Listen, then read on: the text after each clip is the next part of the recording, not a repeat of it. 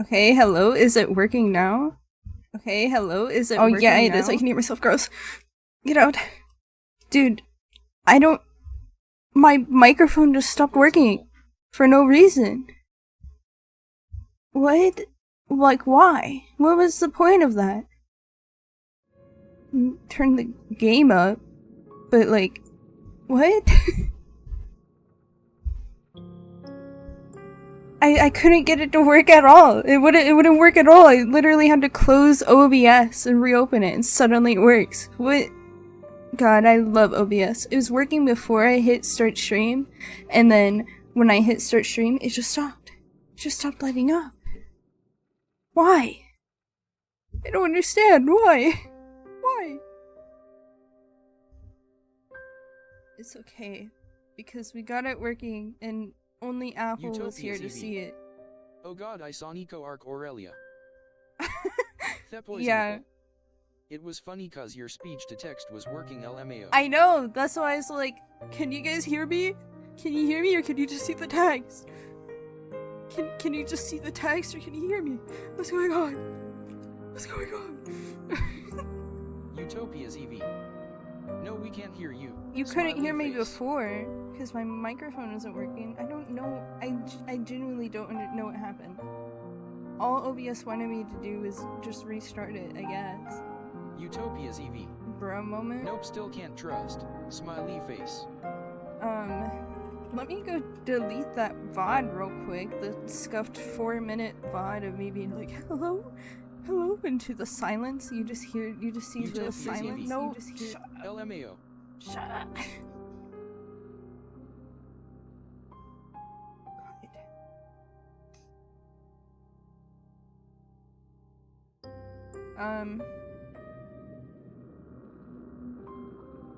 Okay, I can't delete it. I was like, why isn't it letting me delete it? Delete. Get out of here. Anyway, with that scuff out of the way, I would like to point out to everyone the title. As you can see, there is a command in the title called !clip. Thank you to Sir Farewell for helping me set this up. Instant add LMFAO. No! Why does God betray me? God hates me. He can't stand the sound of my voice. He's sparing Utopia. I'm gonna move my microphone real quick. It might be loud. There we go.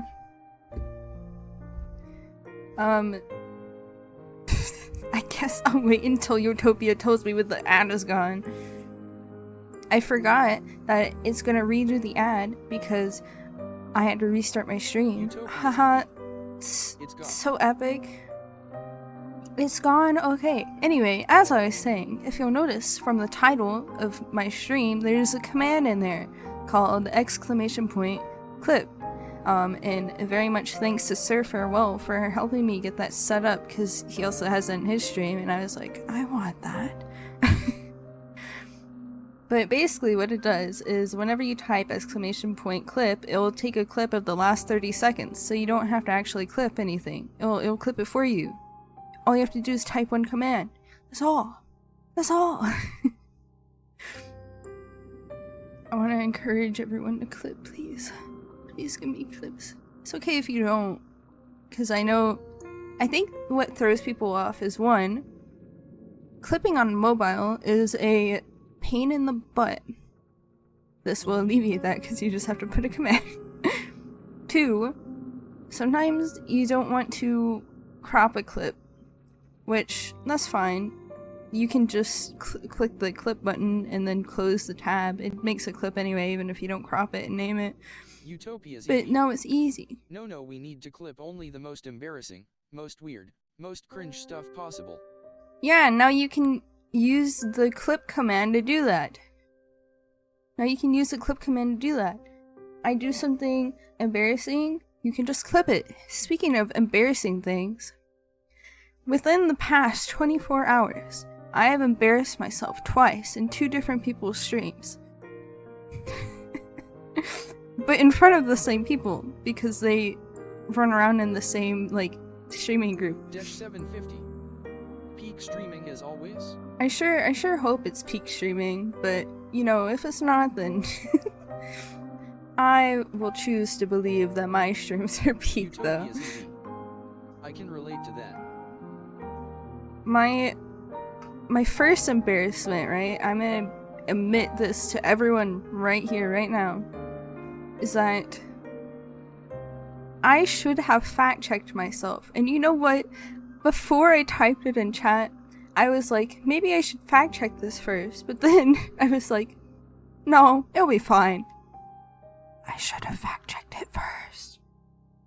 You want to know what my so-called fact was? To be fair, in my message I did say, you'll probably have to fact-check me on this because my mom told me it, and my mom is kind of known to tell me wacky things.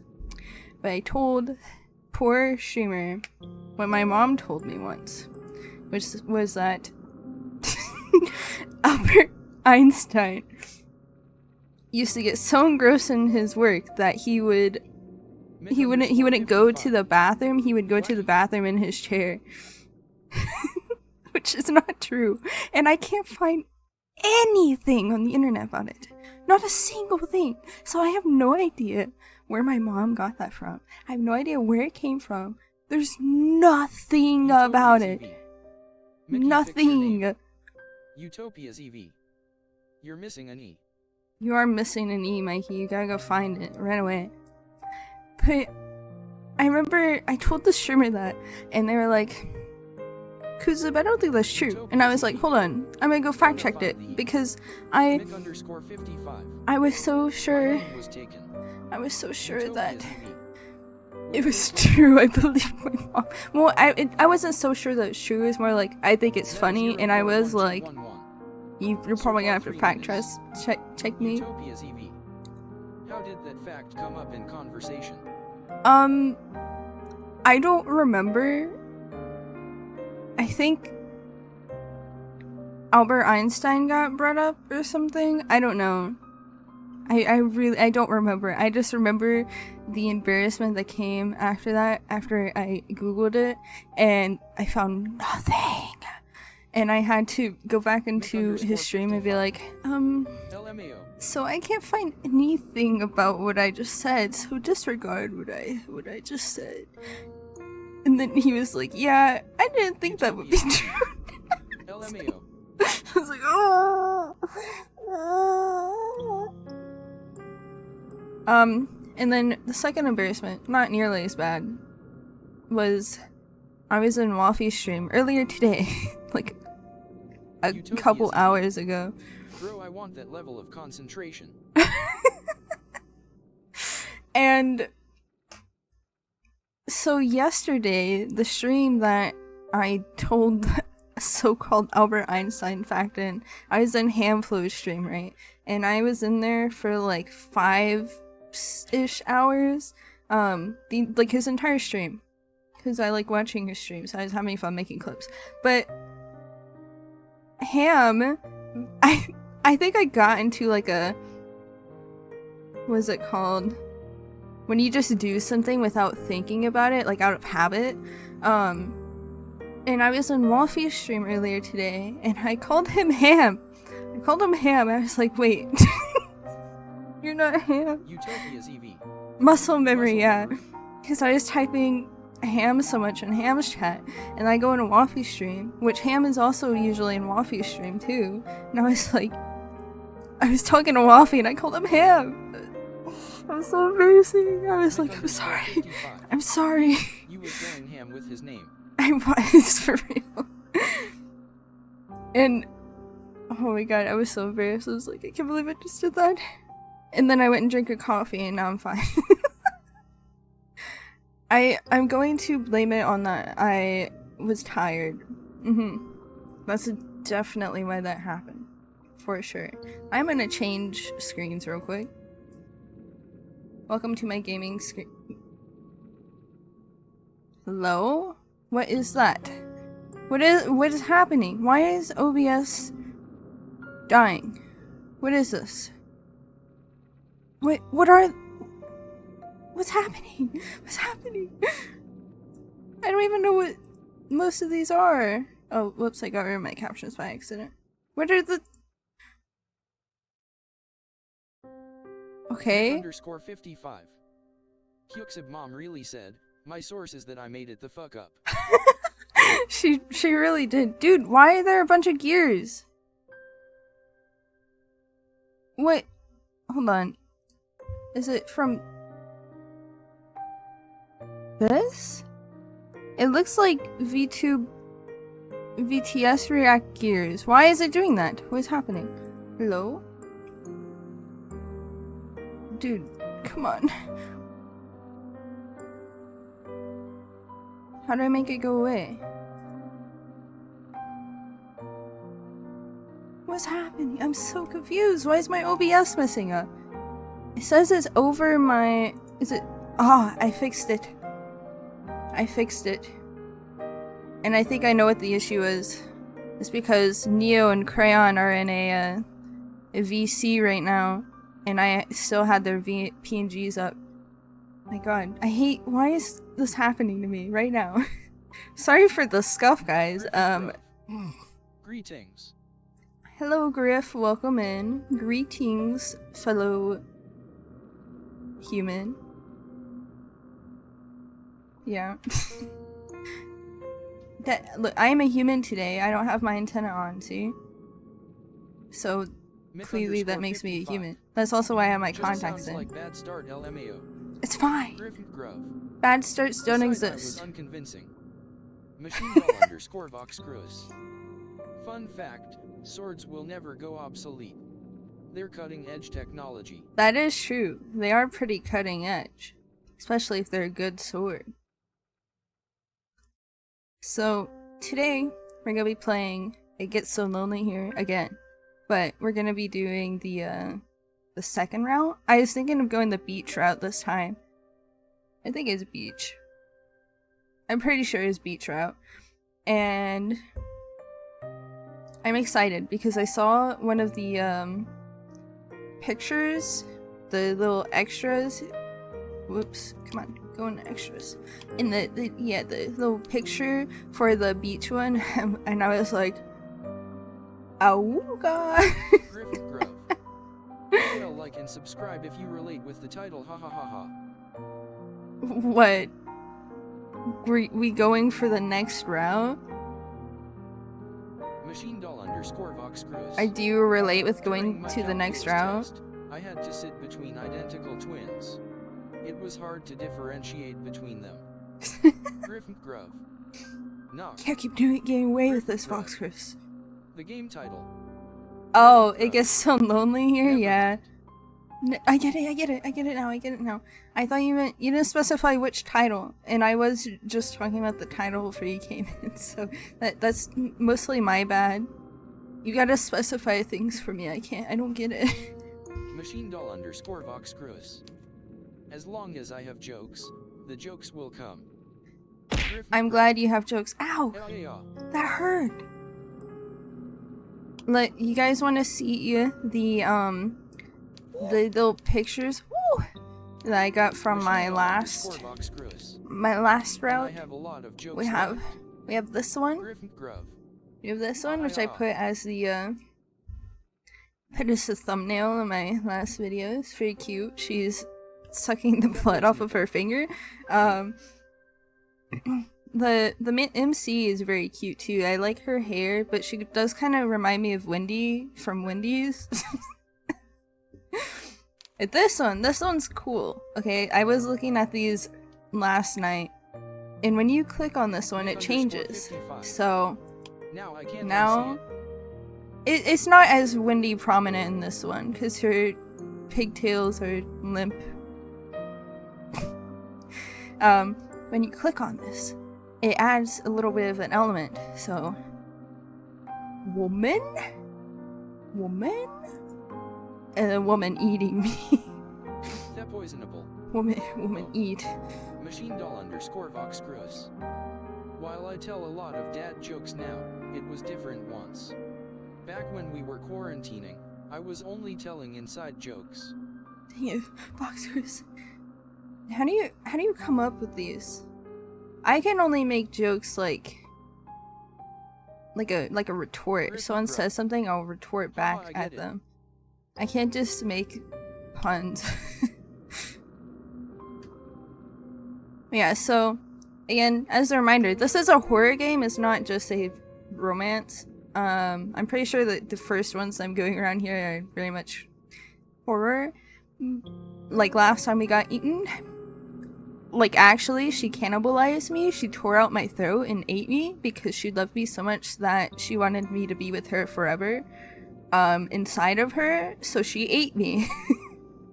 she ate me.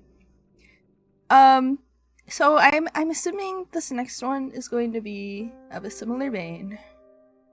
Maybe not eating, but something bad is going to happen to me. something bad is going to happen to me. Someone complimented my parking today. They left a sweet note on my windshield that said parking fine. Oh no! Wait, I started it again. I don't wanna restart it. To be fair, you know, even if that was an actual sweet note left on your windshield and not, being condemned for your parking, I don't think I would appreciate my parking just being called fine, right? Parking fine. It's just okay, I guess. Yeah, we'll start where we left off. Oh, it's a shore. But same thing. Same thing. Basically a beach, right? But now our castle option has gone away and we have to choose one of these two. Either the shore or the village. And I want to go to the shore. So... here we go! I don't know why I turned into Mario for a second. Ignore me.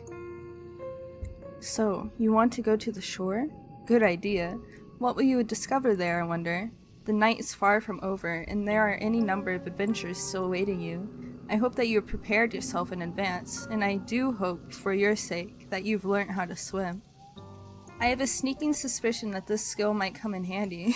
Uh-oh, am I about to drown? You follow the path which leads to the shore, supporting yourself on weary, achy limbs, which feel ready to snap at the knee beneath the burden of your weight. You are little more than a wisp of a girl, but you have been running for so very long, and your feet are so very numb, you feel like a great lumbering thing. You need to lie down, and quickly. You only hope, as you continue to run, that you will find a means to escape your current predicament by the shore. You do not know what awaits you, but you have visions of a harbor extending out to the horizon, cradling a fleet of white-sailed fishing vessels. Surely there will be a kindly fisherman who will be willing to take you far, far away on his boat, to a place where your pursuer would not be able to find you. You can imagine, too, the face of this kindly fisherman, a face you have lifted from the fairy tales you read in abundance as a small child. He will have thick, bushy eyebrows, and a dark brown beard streaked through with gray. He will look intimidating at a glance, but he will be fiercely protective of you, just like a father. You do not know what fathers are supposed to be like. You're only imagining. It is your imagination, however, which grants you the strength needed to keep going. You run to the shore. It takes some time before you finally emerge from the woods, but you finally do it. How much time, you ask? I cannot answer that. Did I not say that time had begun to lose all its meaning? The forest is behind you now, at least, and all the awful nightmares that lurk within it. It is still cold, though, and still foggy. Do my eyes close whenever I look down? I can't tell because I have to look at my monitor. I can't look down and look at my monitor at the same time. Someone please let me know. Griffin Grove. I don't know, look down. Like when I'm reading. It is still dark too. The sun is yet to rise. You can see the moon more clearly now as it hangs above your head, round as any pearl or orb or crystal ball. The moonlight shines down upon the vertiginous cliffs. Grove. No! Your eyes close. Why are they closing? I thought I calibrated it so that it wouldn't do that. Hold on. Maybe I need to do it even more. Maybe that will work. I made sure I calibrated it so whenever I looked down it didn't close, because last stream my eyes would just close every time I read. Which I don't think that's how that works, if you ask me. The moonlight shines down upon... Oh, I already read that. And vertiginous cliffs, which plummets sharply downwards to an array of sharp, silky rocks below. Why can't I read? Sharp, spiky rocks. You felt, upon escaping the woods, a degree of hope, but the sight of these weather-blasted cliffs gives you pause. We're the hot women trying to kill us? Continues to be a gold bar for 18 months. Thank you for the sub, trying to kill us. For 18 months. We're getting close to 2 years, aren't we, of streaming? That's a lot to think about. The hot women trying to kill us will appear soon, Mitch. Do not worry. You inhale. Then you frown. I like doing my little toggles to match it. Now what are you to do? You do not think this plan of yours through very well. Not that you had much in the way of a plan in the first place. There is little in the way of civilization here. The cliffs are far from the village. How far? You do not know, and you cannot see any houses. Where exactly will you rest your weary head, and what of your weary legs? Fitfully, you look around. There is nobody to your east, nor is there anybody to your west. There is no point in looking south. That is the way you came. And when you look to the north, the world falls away from you. The cliffs are too steep to scale, and it is too dark. Naturally, there is not a soul here to help you. You are on your own. You feel so overwhelmed, you could very well cry. You do not cry, however. You know that tears have never helped anyone. You got yourself into this mess. Now you need to get yourself out of it. It is with this thought in mind that you inhale a lungful of salty oceanic air. Then you begin your exploration in earnest. You keep away from the edge of the cliffs, afraid that you might slip and take a sudden, unfortunate tumble into the abyss below. I need to make my voice louder. I'm gonna do that real quick. Hopefully that's not too much louder, but I want to make sure you can hear me over the music. You are not as attached to your mortal body as some humans say, but you do not want to die. You still care for yourself, if only a little. And it is this sense of self-preservation which compels you onwards. You glance this way and that, depressing the tall grass beneath your shoes as you search for a place of shelter. Surely there must be somewhere. You cannot see any likely-looking settlements, but what is that over yonder? Could that be a roof? It's kinda... look at this place. Would you guys want to stay here? Would you trust this place to not have any flesh-eating demons in it? I'm not so sure if I would. Looks sturdy enough. It's kind of falling over here though. Oh yeah, Dev, of course. You guys would go anywhere if it meant that you could see hot women that would kill you. You hurry onwards, hope budding anew in your heart until, at long last, you reach your destination. Question: are there raccoons? Is that poisonable? You know it. There might be. Mick_55. Not into being killed, NGL. Well, Mikey, unfortunately, Mitch and Apple very much are, so. It's on the beach, Vox Cruise. I don't really know if you're gonna see that many, raccoons there. Utopia, what about a hot woman, though? What if hot woman? There's a house after all, out here in the wilds, though it doesn't at a glance look very welcoming. We demand our trash pandas. Utopia's EV. So, you know, raccoons would be nice. Maybe there will be a raccoon, you never know. There's raccoons near the beaches here. Here, you don't really see raccoons near the beaches. They're all in, like, rural areas. You don't like being killed, Griff? What if it was by a hot woman, though? Would that change anything? The solitary house that you've discovered not so far from the cliffs is rather unremarkable. No. No, Bitch Motown. darn. Where there is trash, there are raccoons. They're poisonable. Nobody asked you non-believers. It is so small and squat, you cannot imagine it contains with it more than one floor. You cannot even imagine that it contains much more than one room. Though it is dark, it is not dark enough to mask that the cottage has something of a slant to it.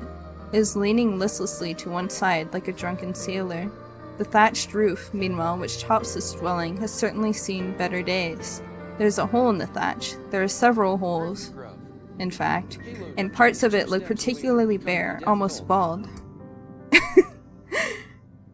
Listen, I don't want to be a death cult. I'm also not really particularly fond of dying, but it's not me. I'm not the main character in this story, so it's fine. Utopia's EV.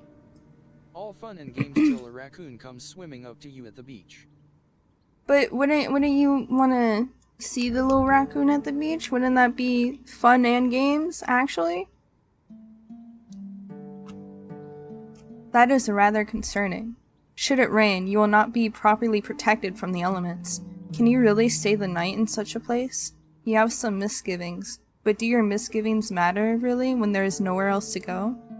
It is not as though you have any other options. It is with a sense of defeat, therefore, that you approach the cottage, which sticks out of the earth like a tombstone. Part of you wants to turn back, but you know that would be foolish. The windows of the cottage are dark, but that does not necessarily mean it is empty.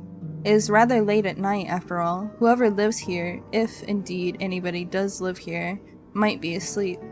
You cannot imagine the owners of this cottage will appreciate being roused so very late at night. You cannot let yourself worry too much about these small details, however.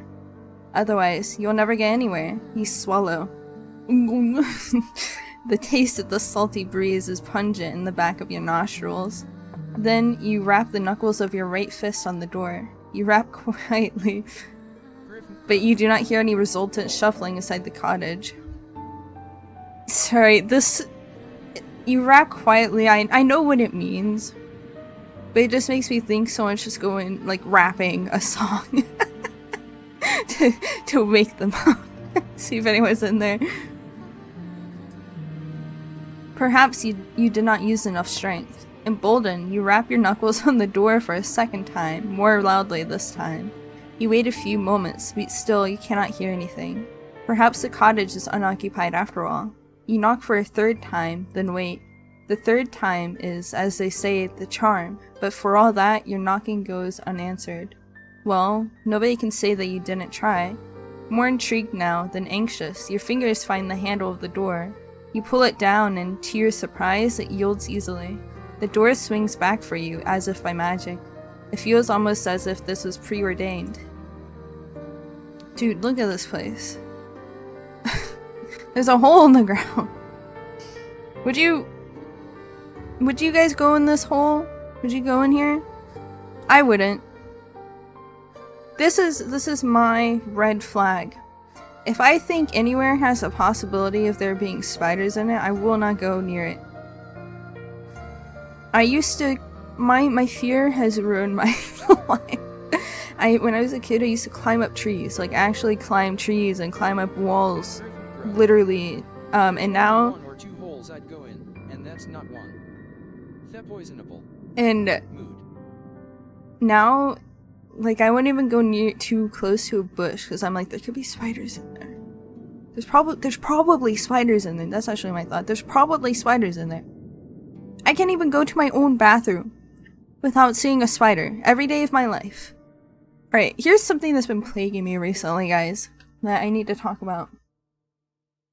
Our bathroom, recently, as the summer months come for us in Texas, spiders have been popping up everywhere! And more particularly, they keep showing up in the bathroom. And Griffin Grove. Oh my on. God, my parents, I know they're annoyed with me because I'm like the spider whisperer, but not in the good way. I can sniff them out. If there's a spider in there, I will find it. And every day I go, like, I'm not even joking. every day I go into the bathroom and there is a new spider and I have to call my parents to get it out. Because I can't. If it's like 1 or 2 with spiders and they're in the very upper corners, I can just do whatever I was doing in the bathroom and leave and then get someone to get them out. But if there's like 4, I can't. That's too many spiders. The other day, I had told my dad that there are 2 spiders in the bathroom and that I could ignore them. It was fine. Well, I didn't really ignore them because I still told him about them to get them out. But he forgot to get them, and the next time I went to the bathroom, there were 5. There were 5 spiders in the bathroom. And this one time, I saw a black widow come out of the woodwork. 8-year-old me then had a perching on the toilet defensively face. Yeah, dude, I would too. Luckily, like, I haven't seen any black widows, but they are like kind of big spiders, like maybe half the size of my palm. Jeez, where do you live? Australia? No, I live in Texas, and it's. My mom said it's spider molting season, but I don't think it's actually called molting season. I think she meant breeding season. But yeah, there were 5 spiders in there, and one came down in front of me on its little spindly web and was moving around, and I died. And when I have like a weird spider trauma, so whenever a spider is that close to me like that and it's above me specifically, I freeze up. I couldn't move, and I just sat in there. I just sat in the bathroom as still as I possibly could, screaming for my mom to come get the spider. I was sobbing. It was really bad. I don't know how so many keep getting in our bathroom, and they've started invading my room too recently. They started invading my room. I went to go leave my room yesterday, maybe? It might have been the day before. And I just happened to look up in the corner and I see a spider up there. I see a spider up there and I'm like, is that my room? No, don't say that, Utopia. Listen, Utopia, there's a reason why 3 eyes is a limit for me. They can't have 4 eyes, because that's too spider-like. Any of my creations will either have 3, 2, or 1 eye. But 4 or more is too much. Griffin Grove. And if my grandma had wheels, she'd be a bike. Yeah, exactly, Griff. Exactly. Also, Mustard is just like one weird little ball. He doesn't have an abdomen like a spider does. So that wouldn't work. Yeah, let me... You step foot inside the cottage, which is very dark, and glance around.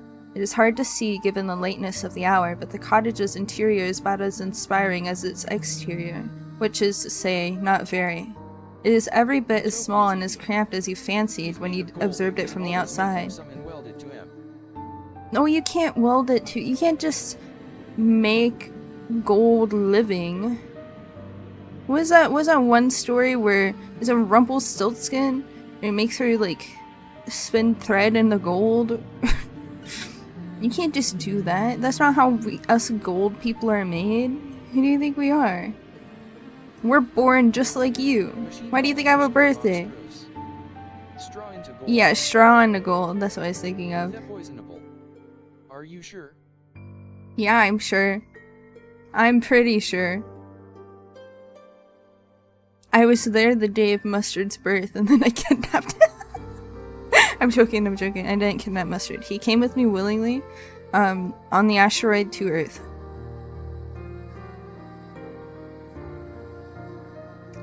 Anyway. I love that emote so much. Oh yeah, that reminds me. I'm gonna have to figure out how to set this up later, but I was on Waffy's stream, And I noticed that when people did emotes in his stream, the emotes would rain down onto his VTuber model, and like it bounced off of him and everything. And I was like, hey yo, I want that. Yeah, we might be made out of gold, but we still have like.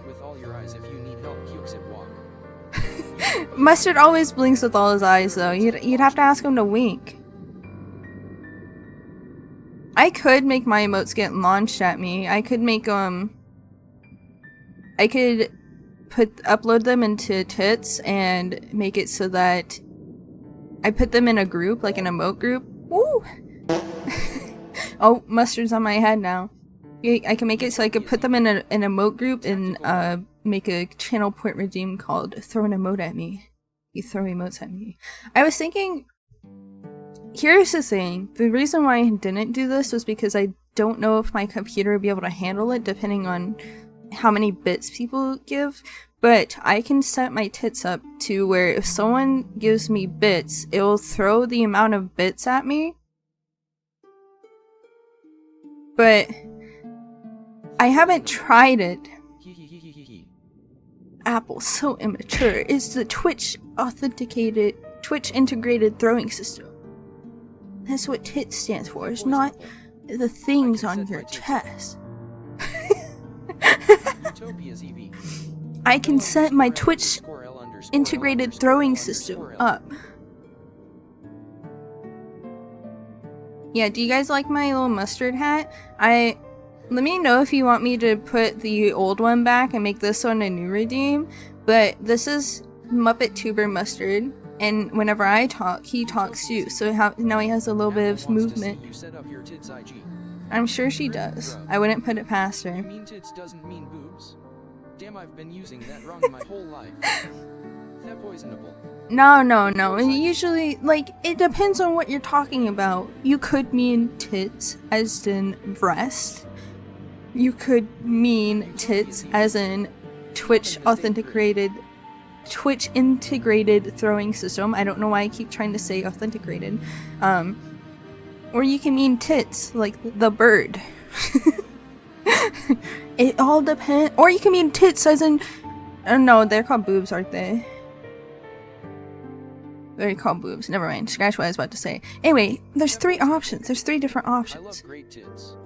Oh, I love great tits too. I love what are they called? These aren't tits, but they're like the blue-footed booby. Girl, what are you saying? Hello, Eddie. Wait, I don't think I said hello to everyone who came in. Hello, Utopia.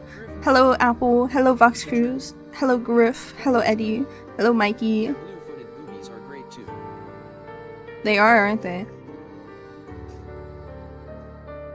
I hope someone is crumpling outside of my door, so hopefully you guys can't hear that. Utopia's EV. Wow, didn't immediately say hello to me. I might have Utopia, but I don't remember. Well, Mikey, I summoned Mikey. I was saying hello to you, Mikey, because I didn't know if I said hello. There are a few cupboards which line the walls, a wood fire which had since been extinguished, and a straw pallet on the floor which must function as a bed.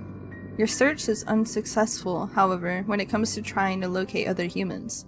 You cannot find another soul. Surely that is to your benefit, though. If nobody else lives here, then you might as well make yourself at home.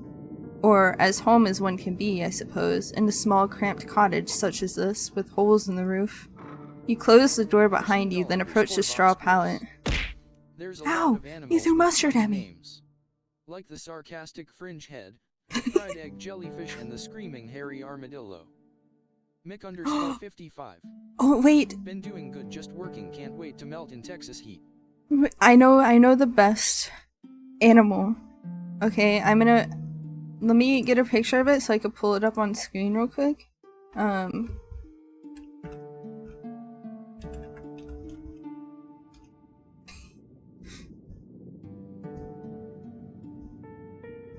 Utopia's EV. Mickey, is it worse than Florida heat though? Machine_Vox Cruz. Oh, or the tufted titmouse. Alright. The tufted titmouse is tufted for you. I'm trying to find a good picture of this guy. At Utopia's EV nowhere near. Trust me.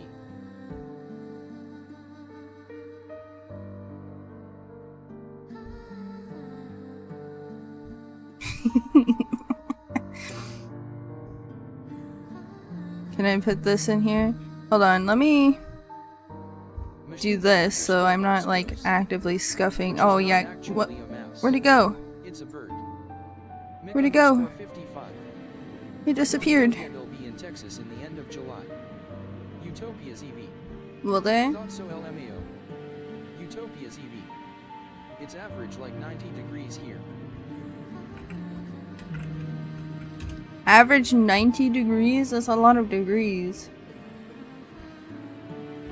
Dude, I just want to put this picture up here.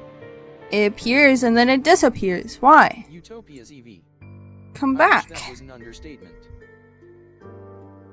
I don't know what it is here right now. It's okay. I'll just save this picture and hopefully that works. Let me put it on here, please. Please. There we go. There we go. He's here and ready for me to show you guys. Okay. Let me close these out now. Are you guys ready for this animal that I'm about to show you? 3, 2, 1. Here he is. Here he is. This is the Lake Titicaca water frog. What do you mean, ew, Apple? Look at him. He's beautiful. Fun fact about this frog? Isn't that the frog that breathes through its skin? It might be, I don't know. But you can find this frog on Google by searching foreskin frog. You don't even have to search his name, Lake Titicaca water frog. You could search foreskin frog and he'll pop up. It's really funny. Look at him, he's so scrungly. I was gonna say that. I love him. Look at him. He did it. It's that will be useful info. That would be useful info. I'm gonna keep him here so you guys can look at him. Here we go. Foreskin frog is always with us. You close the door behind you, then approach the straw pallet. All of a sudden, you feel incredibly weary. The tiredness that assails your limbs is absolute, so intense it overcomes the last of your concerns. And I was correct. That is the frog that breathes through its skin, and that's why it has so much loose skin. That poisonable. Foreskin frog pog. Utopia's EV. Palette. No, don't stun the killer. There's no killer here. Utopia's EV. Stun the yeah, that's a pretty cool fact about the foreskin frog. He breathes through skin, and that's why he looks like foreskin. Man, I love frogs. Utopia's EV. DVD game night when? Man, I don't want to listen. DVD. I don't know how to describe this in a way that doesn't make me sound insane, but DVD stresses me out. I don't know what it is about that game. I get so stressed, not because it's scary, but because I'm not good. And I'm afraid of people being mean to me because I'm not good. I'm afraid of, like, because I don't really know how to loop that well. Panic Attack Simulator. Yeah, Panic Attack Simulator. That's the most sane thing you've ever said. That's the most sane thing I've ever said? That is? I don't believe that. You settle down upon the straw pallet, yawning as you do. It is not comfortable. Being able to lie down eases some of your aches and pains. Yes! Lying down, even on an uncomfortable makeshift bed such as this one, is better than standing. It is far, far better than running. She closes her eyes. Your eyelids fall shut, your lashes melting together, and soothed by the sounds of the wind and the distant rolling of the waves, you fall asleep. I don't want to pull the team down. Yeah, I think that's also why, like, I don't really like Utopia's playing EV. FPS Ew, her games too. eyelashes are melting WTF. They are actually melting. They're actually melting. Then you begin to dream. We dream in this game? That's crazy. It is not uncommon, of course, to dream. The best and the worst of us do it, from queens in their castles to peasants sleeping in the straw. Why, who is to say that all you have observed tonight has not, in a sense, been a dream of its own? Okay, Apple. If you're eating food or something, I hope you get good food. Would that make your nighttime fancies, then, a dream inside a dream? Perhaps our dreams are empty, hollow things stacked inside one another, like little wooden dolls. Matroska. Wait, is that what they're- I think that's what they call it. Is that not a whimsical thought? How very droll. Your dreams, however, cannot be called whimsical, and neither are they particularly droll. They are not pure fabrications, as dreams sometimes are, fleeting fancies which can never come to pass. Pass? Your dreams are of a rather more pernicious sort. In your dreams, you are at the conservatoire, with your red hair tied back into 2 prim, proper braids. You are walking through the courtyard, clutching your books. Pretty girls not get a lesson in psychology. Game creator. I mean, I guess technically you are romancing these pretty girls, but they are also killing you, so I don't know how successful you're being. Clutching your books to your chest as you make your way to the library. Your head is bowed so as not to look at the faces of your passing classmates. You do not want to meet their eyes. Fun fact. Fun. Utopia's EV. DBD has a dating sim game. Are you gonna date the killer? Can you date Huntress? Hey yo, bro, can you date Huntress? Can you, Utopia, can you date Huntress? Yes. Utopia's EV. You can date Huntress.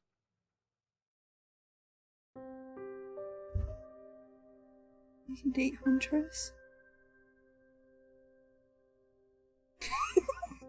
Griffith Grove. Surprise bonus. I can't believe you can date Huntress. So exciting. That's very exciting news. Search it up, it's called Hooked on You. Hooked on you? OMG. Bro, she's gonna hook me, bro. Mitch Motown. Gay Pride Kuxip Point. Hey guys, guess what month is coming up? By the way, this was not intentional, but if you are on desktop and you scroll down to my panels area on Twitch, you'll notice that I updated my... You know, I guess July is coming up, but there's 1 month a little bit before that comes up. If you go down into my my beautiful panels there, I've updated our Halo.Gen panel to include Apple, and I updated the little graphic down there, and it wasn't intentional, but we are in rainbow order. We are in rainbow order, so I guess there's a little bit of pride down there too. Huntress, Spirit, Wraith, and Trapper. I'll be honest, the only one I can visualize is Huntress. I don't think I've ever actually seen the others. I don't think I read this out loud. These girls with their sensible braids and their sensible shoes are merciless. Spirit is also a hot woman. Smiley face. Is she? I gotta go look her up, hold on. Utopia's EV. I'll DM their designs to you. I'm looking her up.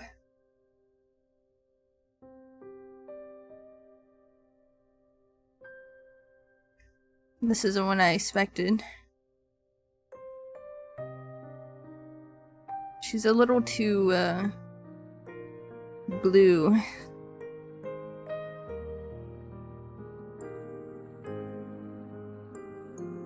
And Utopia's EV. cut up. Some visual novel. Are there designs in the visual novel different? Hold on. Spirit, hooked on you. Oh wait, they made her look cute. I didn't know they were anime. I thought they just like put I just thought they put like the Utopia. 3D models in the Yeah. game. Wait, I gotta look up Huntress now. Hold on.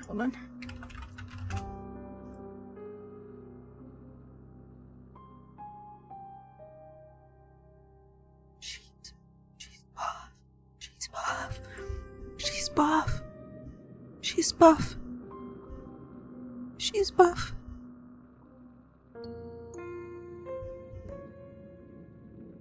Utopia's EV. Muscle Mommy. She's buff. Griffin Grove. Hell yeah. Bro.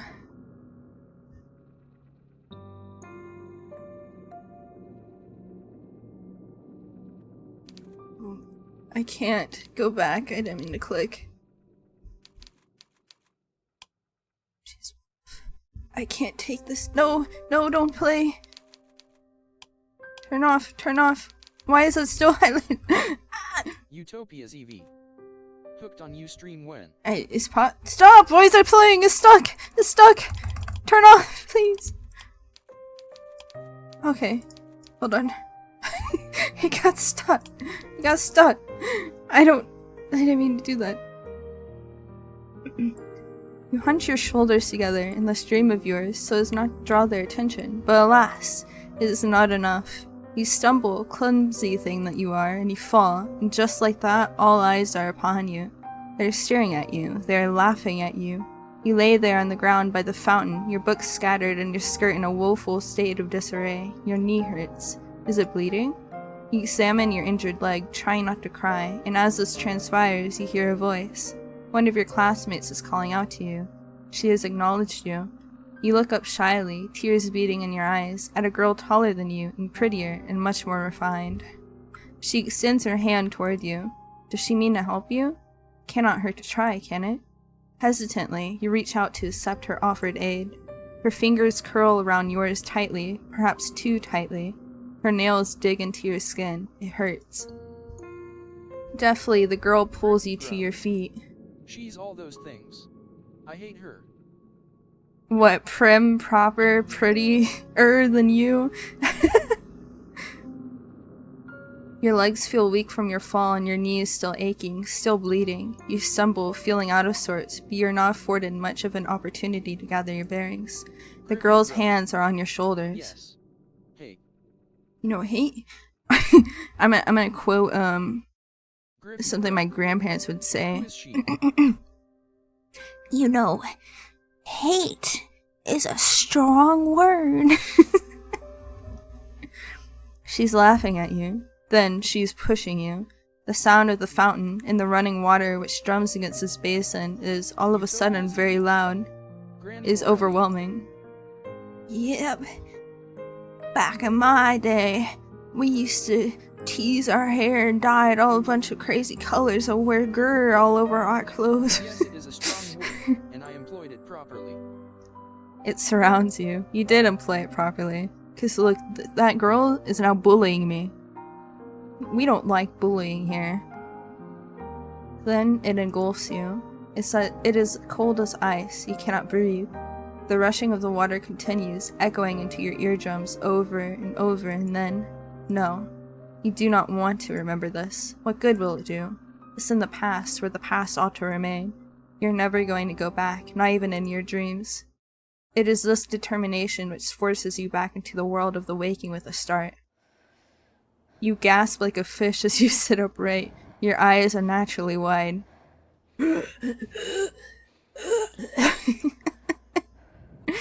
You think I did a good impression of that? You feel wearied from a lack of sleep, and with half-lidded eyes, you glance about.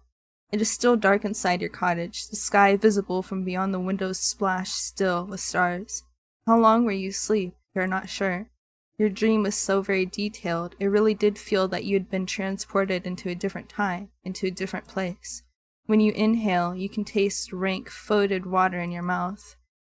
Tentatively, you pat yourself down, your fingers trailing against the front of your uniform.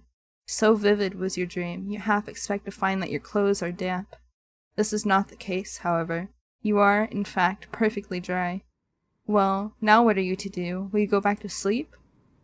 That sounds like the best option available to you. You are very tired, but your senses feel too overwrought. All of a sudden, for sleep.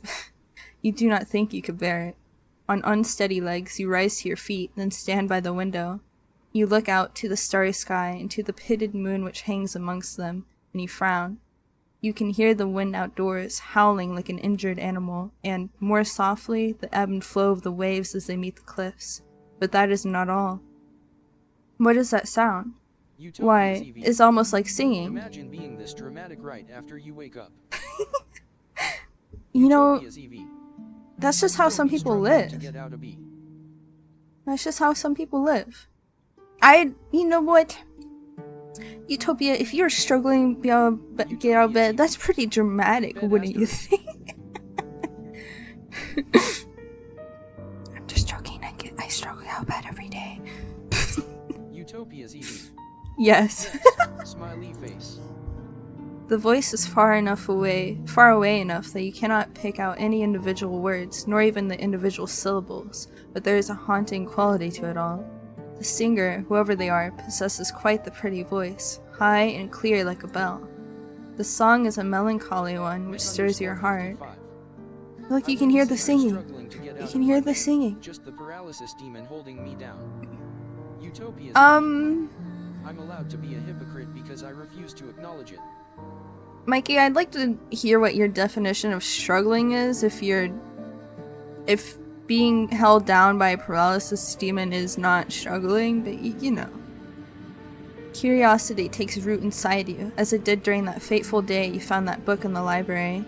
Logically, you know you should not go outdoors to seek the source of that singing, but emotionally, that is another matter altogether.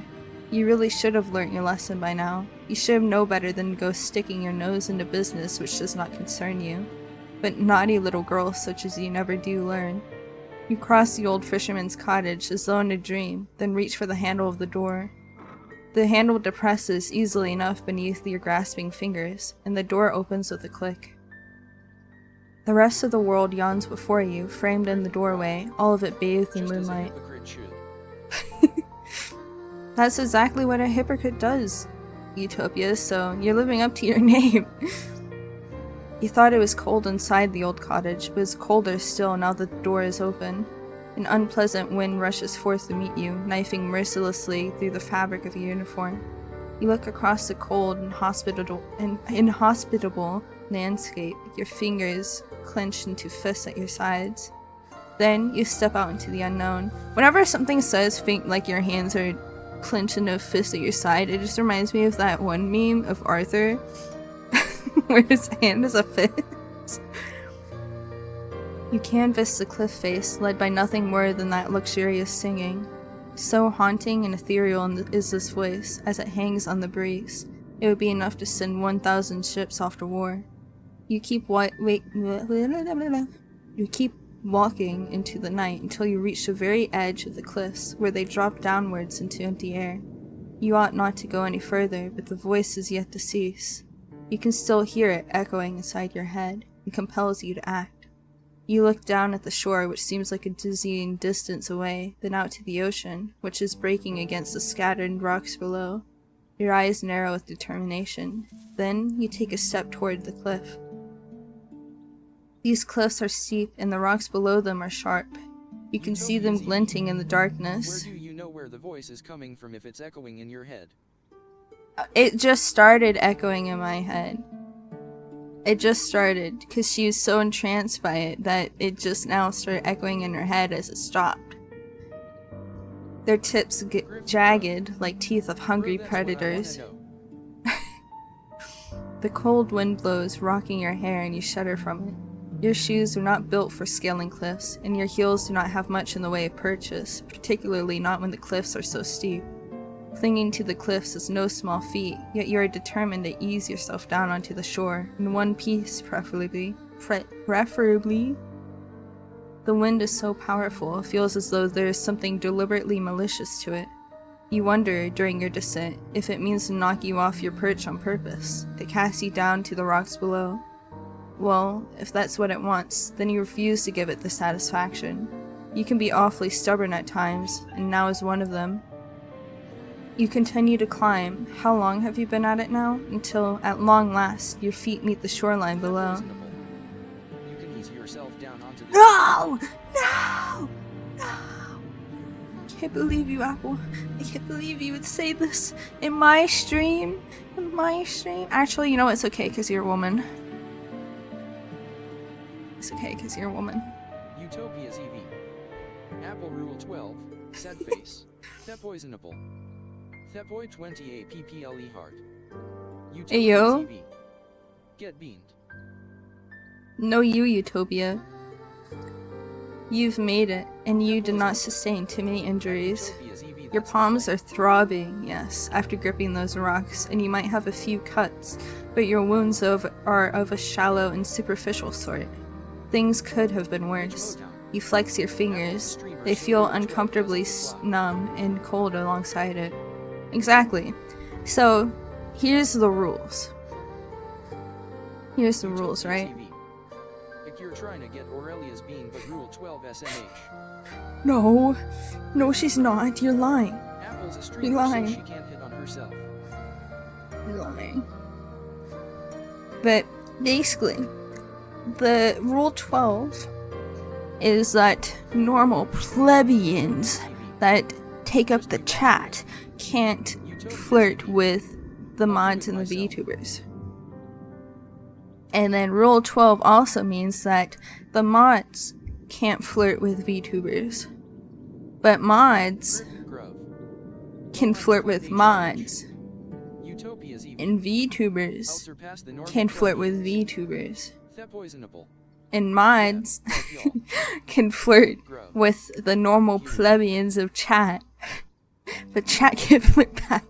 That's the rules of Halo.Gen. That's why Kerr can flirt with Aset. That's my reasoning right there. Your skin is prickling, but at least you can still feel discomfort. Exactly. Machine doll _ Vox Cruz. I'm a normal pleb. Yeah. No, actually, Vox Cruz, you and Mikey are the court jesters.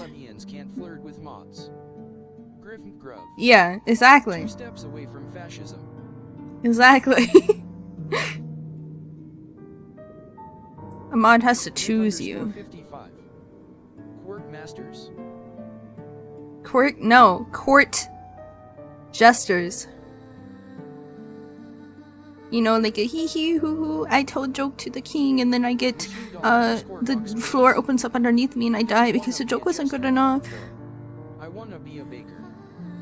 You could be a baker too, but that could be a hobby. You're the court jester, Fox Cruz, because you always got the jokes in the chat. You and Mikey do. Griffin Grove. I wanna be a bard. I don't know, Griff. Can you be a bard? Are you up to the task? You're gonna have to seduce a lot of people, you know. At least it's still attached to your bones, where it ought to be. Your vital organs concealed within the hollow cavity of your body. Don't look at it. Utopia's EV. Population rates with triple. Isn't the population declining? Isn't that what we want? You have a lot to be thankful for. Put asterisk. I'll out you in, for sure. But not right now. Machine doll _ Vox Cruz. I used to be a bard, but then I took a dragon's arrow to the knee. You know, when I was a youngin'. Griffin Grove. I just got mad, but it's Zelda, so it's okay. Oh, it's okay. Just because it's Zelda, that's fine. The night has, by and large, been quite successful. There are no longer any obstacles between you and the mysterious voice which lulled you outdoors. Now you must find them. You set off down to the shore, on the hunt of the singing voice which has captivated you so. You sidestep sharp, jagged rocks which jut out of the sand like teeth. The rocks which cannot be circumnavigated, meanwhile you clamber over. Aurelia getting seduced by a voice, damn. Of course I am! What do you mean? That's like the #1 most important thing As a bard, your ultimate goal must be Actually, I'm gonna rephrase that. That's like the number 2 most important thing that you can have in a person is if they have a nice voice. Poisonable. I love nice voices. Exactly, Apple. Utopia's EV. Bro, did you meet Lee? Griffin Grove. Of course. All in a weekend. I did. Utopia's EV. Bro's voice was amazing, but he played well. I did meet Lee, but I've gotta say, I have a very specific taste in voice, and Lee does not meet my requirements. His voice is too deep. I'm not a fan of deep voices. All the while, the sound of the sea mingles with that of her singing. It provides an ethereal, haunting backdrop to your exploration, one which further adds to the surreality of your moonlight stroll. The waves lap against the shore, then recede shyly, pushed and pulled by the bleached white moon which hangs overhead. Like, and thus everyone began huffing helium. I don't like really high-pitched voices either. It's hard, like, the only way I can give you guys an example of the kind of voice I like is if I show you or give you, like, someone's voice I like, which I'm not going to. Actually, I will. You guys know exactly where you are from. Do you remember? Utopia's EV. Or actually, let me give you a less unhinged one.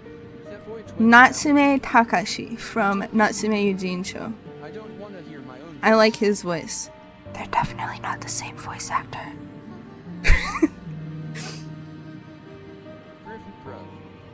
Not familiar.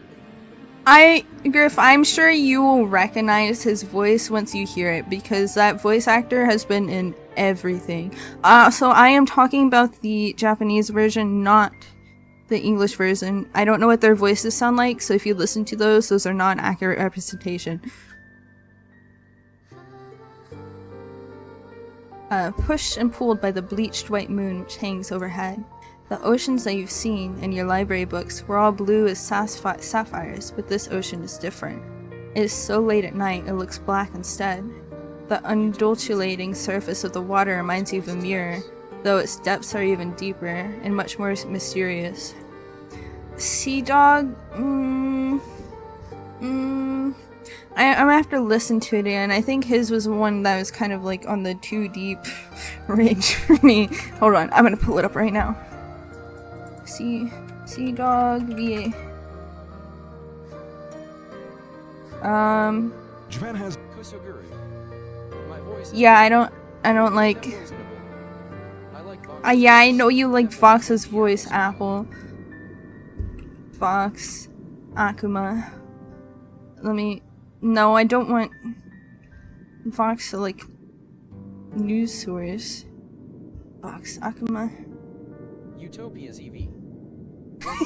My voice. No, whenever I go into Kusu does have a good voice, but whenever I go and search Fox Akuma, you know what pops up? RP ASMR. I'll be your boyfriend. No, thank you. Can I have just like him talking normally? I'd need to hear it. Yeah. Like RN to judge. March 7th. Apple, I think you just like British people. I like the police officer one.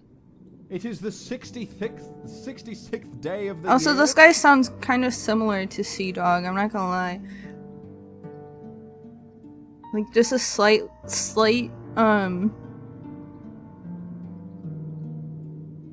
what's the word I'm looking for? Intonation? I don't think that's the word I'm looking for. He says words differently, but the tone of his voice are they're really similar. And also they're British. Poisonable. His voice gets more gravely than Sea Dog. Yeah. A sense of foreboding settles upon you, but you try to squash it. I just hit my hand on the desk. That hurt really bad. Okay, I'm fine. You will not let yourself be afraid. Oh man! Oh my god. Look! Look! Look! Look! Oh my god, the frog matches the scene. Look, woman! Look, woman, look at her. That poisonable. The frog belongs right next to her. Look at her. Griffin Grove. Look! GORL. Look! That poisonable. Do not match. Look at her. What? Utopia's EV. Oh right, Apple. is Look! right here. Look at her. Griffin Grove. What do you mean? GORL. Utopia's EV. Apple, look at this. VOD hooked on you. Look at this woman that's right in front of us. She's a mermaid. She's a mermaid too. I like mermaids. I like women. You round a corner, your feet unsteady in their sensible brown shoes, and then at long last you see her. That poisonable. Dude, That is someone. Utopia's EV. Okay, thank you whoever accepted that. That poisonable. LMAO. That poisonable. So Automod LMAO. listen, Apple. How can you tell? You said it's okay if you died a hot woman, right? What's this right here? What am I looking at right here on these rocks on this beautiful night? Kosoguru. A fish. A fish, yes, That poison. but also a woman. That's a disguise. It's a hot disguise if I've ever seen one. There's a woman sitting upon a rock out in the ocean. Is a mermaid not a fish? That poisonable. Bro, you right. Would they be a mammal? I mean, a mammal can still be a fish, like a dolphin. Wait, are dolphins considered fish? Or are they just like a sea creature? The woman's eyes are closed and her lips are parted, her expression soulful. Nope. No? Okay, so then she's not a fish, so we're fine. Griffin Grove. Dolphins are not fish. Machine dolphins. I'm gonna be honest. They're mammals. I know dolphins are mammals. That's why I was saying, like, dolphins are mammals. All fun and games till you But are they still considered a fish? Can mammals be fish? I'd fall for it, NGL. But like I called it in my mind that you'd meet a siren at the shore. Machine doll _ Vox Cruis. She has gills, therefore she is a fish. Does she have gills?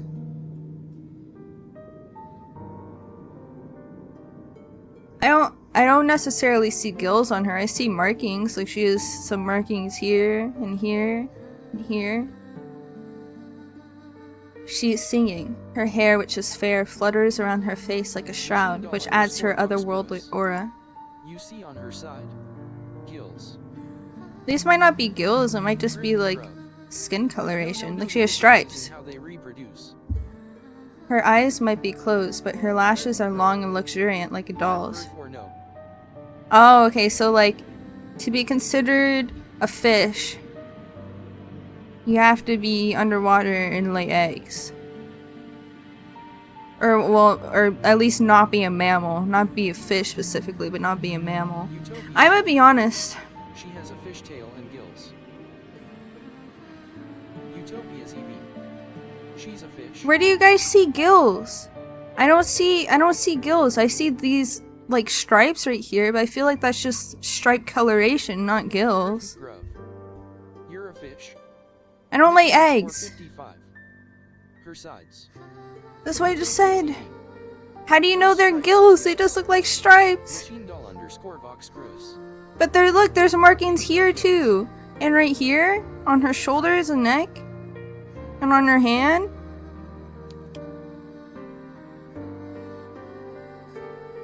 Utopia's EV. Because the way they're shaped. Her lips, meanwhile, which are parted in a song, are soft like the freshly plucked petals of a flower. Her face is perfect, as are her proportions. Her neck is tall and slender like the stem of a flower. She is! See, that's what I was telling you. Utopia's EV. The almost crescent moon shape is usually the shape of gills. As for the lower half of her body, meanwhile, well, it is nothing like anything you'd have ever seen before. It is here and here alone that the woman betrays your narrow human definitions of beauty, for her legs are non-existent. Rather than two awkward appendages, this woman has, instead, the sleek shimmering tail of a fish. Is she not, then, a human? She cannot be, not with a tail like that. This unusual sight makes you gasp, and quite audibly at that. Or me too, honestly. When I saw this, I'd be like, oh! Yo, woman! Fit mammal woman! Oh wait, that doesn't work. Women, oh my god, women are mammals. Mermaid! Which half does the young develop?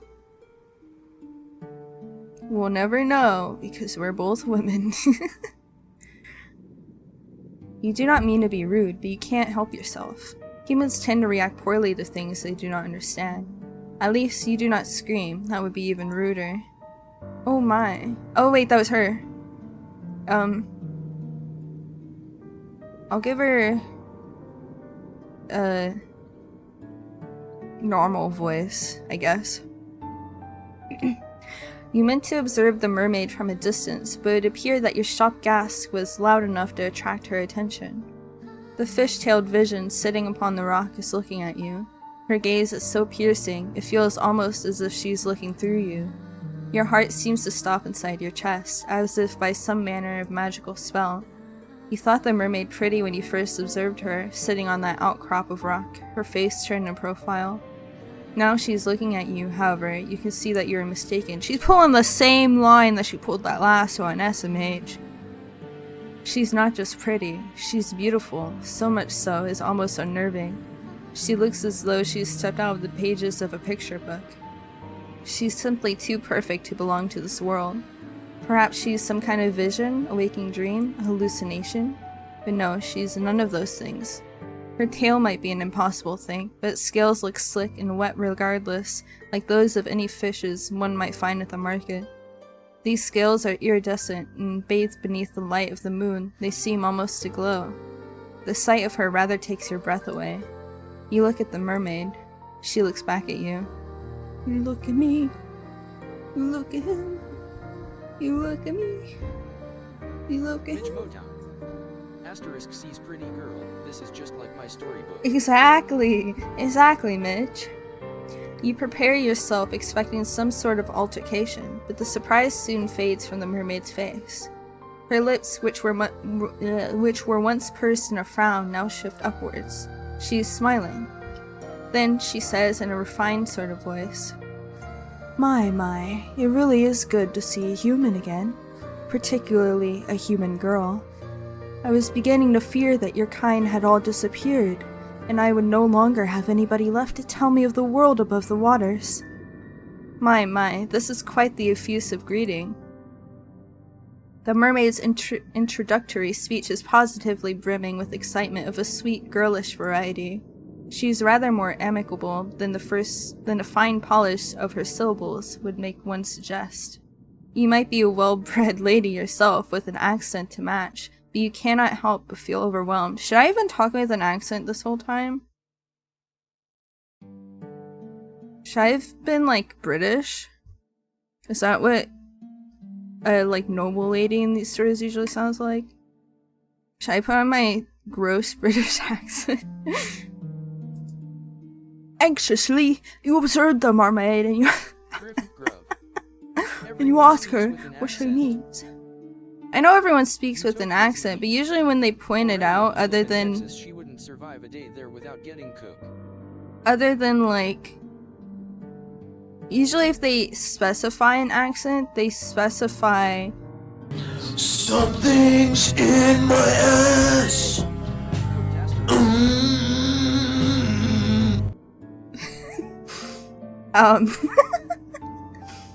Poisonable. LMAO. I've been cursed. They're now you're British. I'm British. Alright. Oh boy. What happened?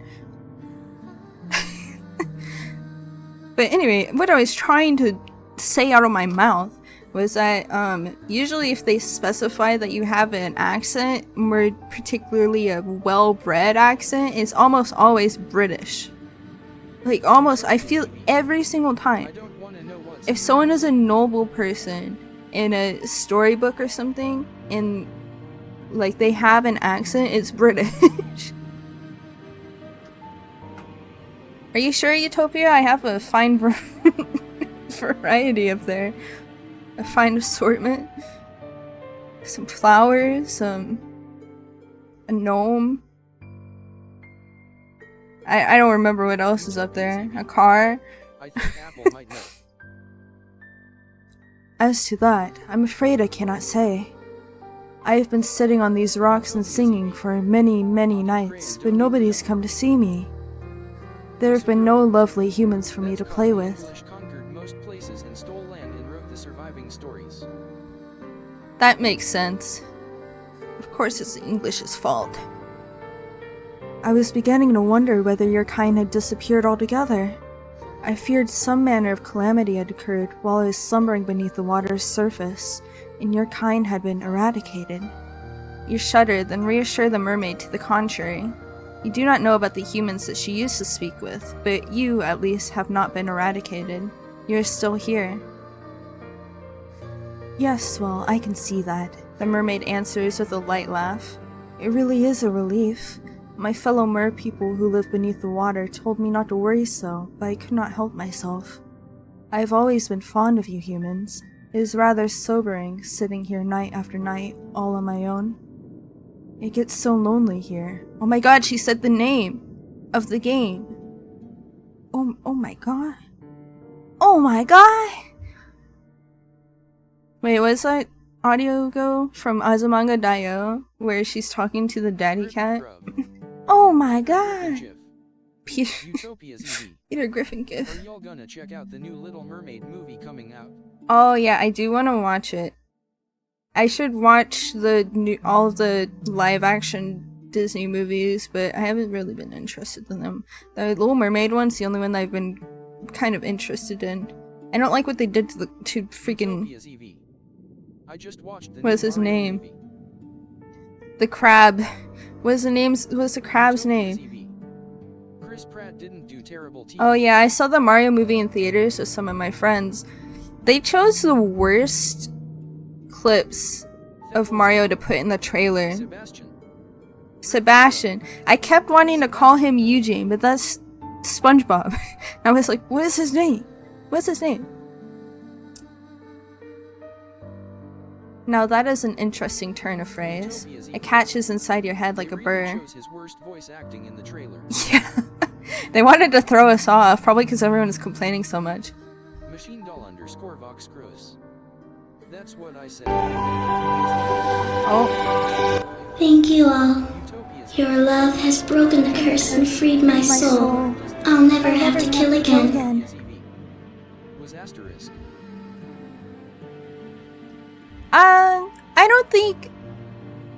I don't think Luigi really lacked. I quite liked Luigi. I think Luigi just wasn't there for most of the movie. He kind of got locked up and then he didn't really appear for a lot of it.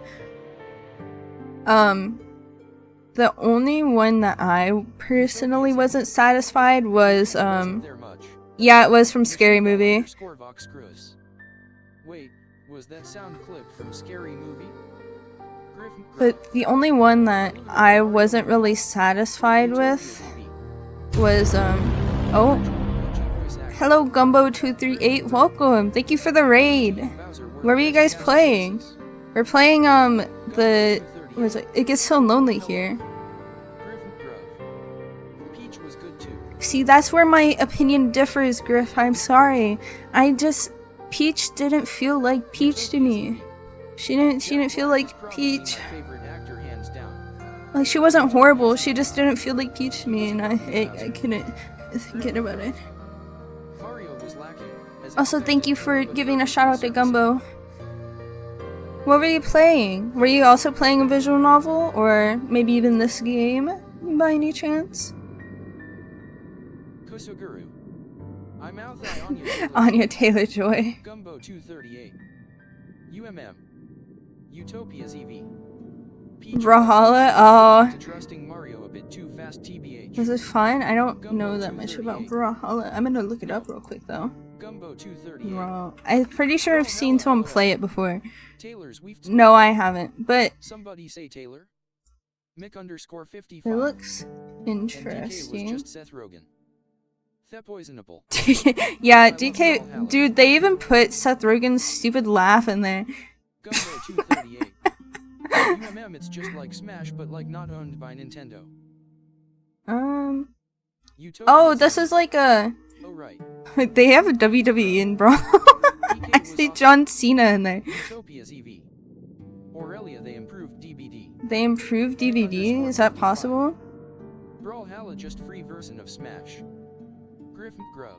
Oh yeah, I remember. I heard that they're adding Nicolas Cage. Which I think did a lot to screw her from her regular characterization. Utopia's EV. They're adding Nicolas Cage. Gumbo 238. Oh yeah, LOL. Griffin Grove. Skew asterisk. I don't know. Something about Peach just felt off to me. I still like the movie. Don't get me wrong. I thoroughly enjoyed the Mario movie. Gumbo 238.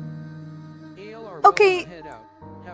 Thank you so much for the raid, Gumbo. I hope you have a nice rest of your night. Make sure to get some food and get some good rest. I know streaming takes a lot out of you, or well, it does me anyway.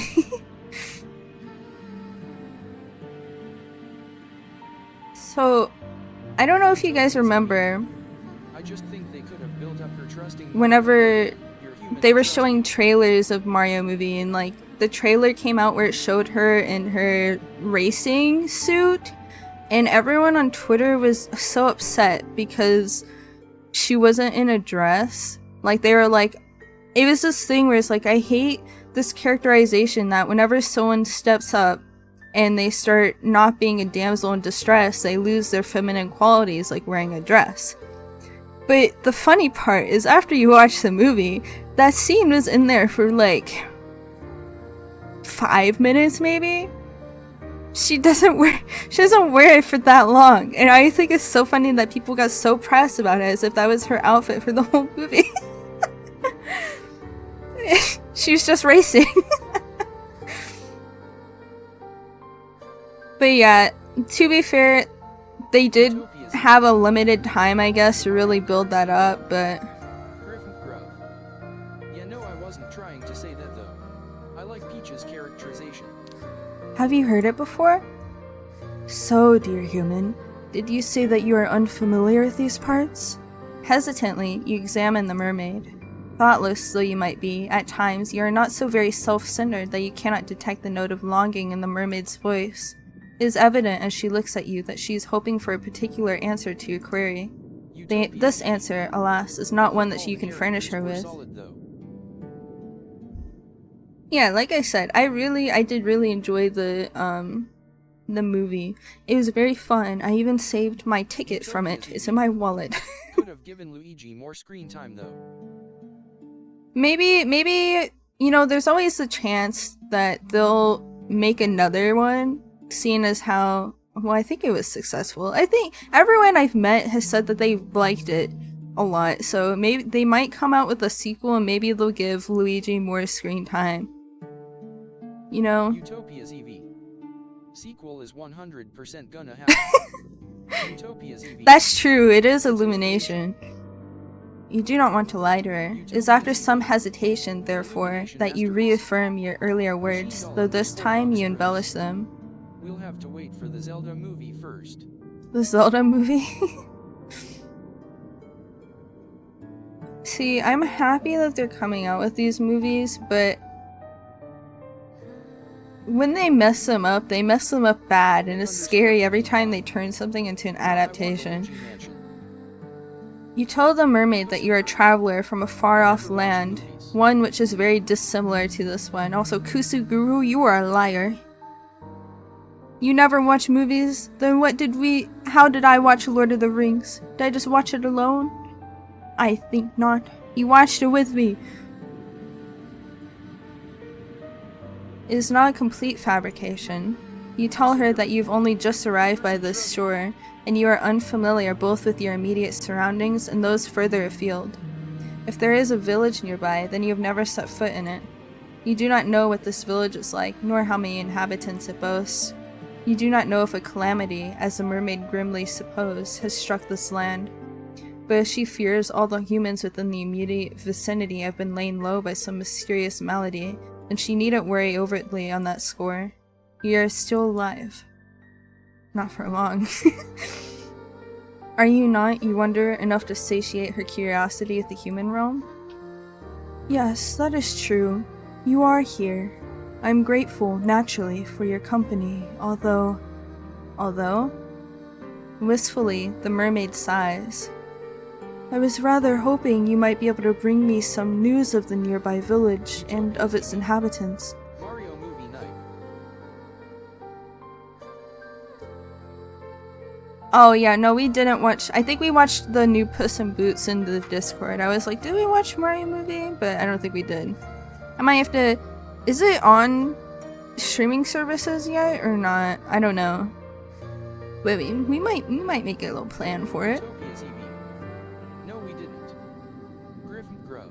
You have a copy, Griff? Utopia's EV. It is. It is? Ooh, I wonder what it's on and if I have it. This makes you wonder, was there a particular person from this village she was close to? Just wait for me to get internet. I'll stream it. Yeah, when are you gonna get internet, Griff? I don't remember. When is that gonna happen? How long have you been moved in to your new place? Like 2 months?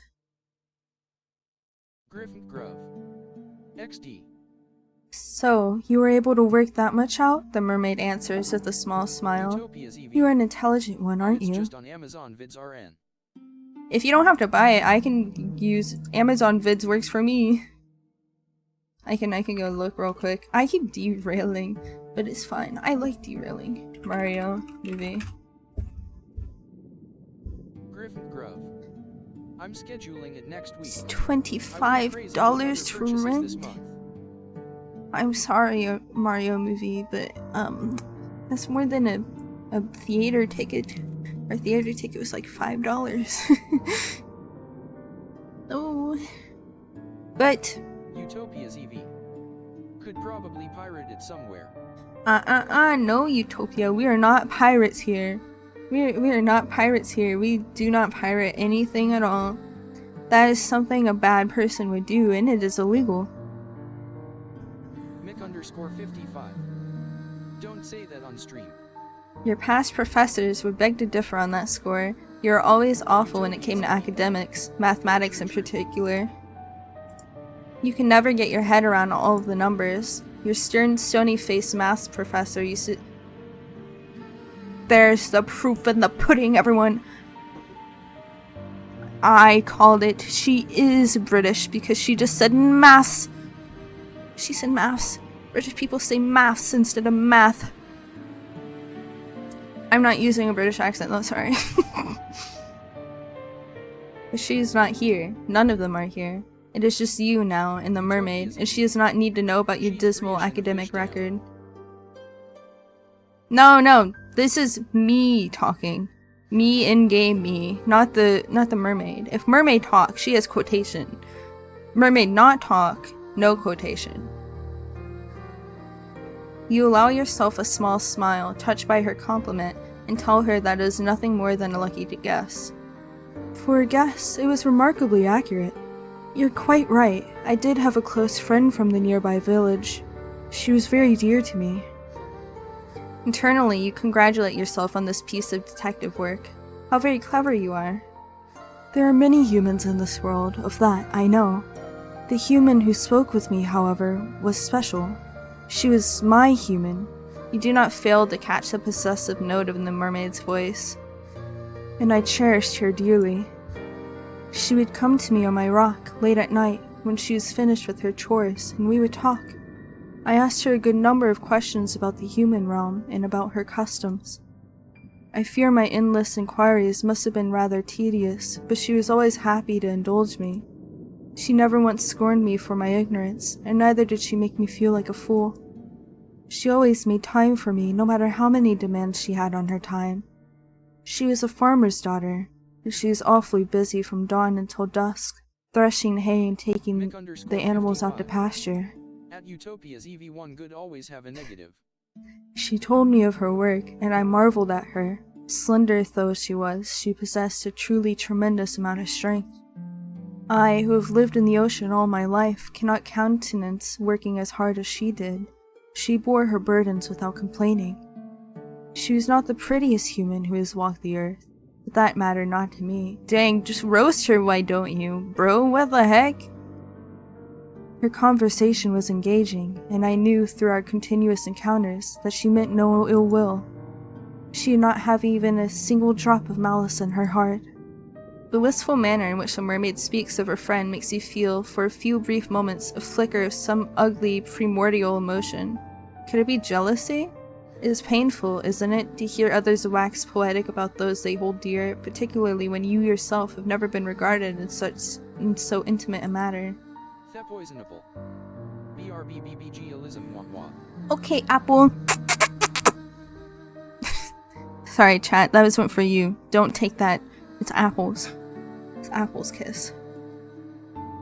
You have for many, many years been woefully alone, but you are not alone now. Too late. Kusuguru.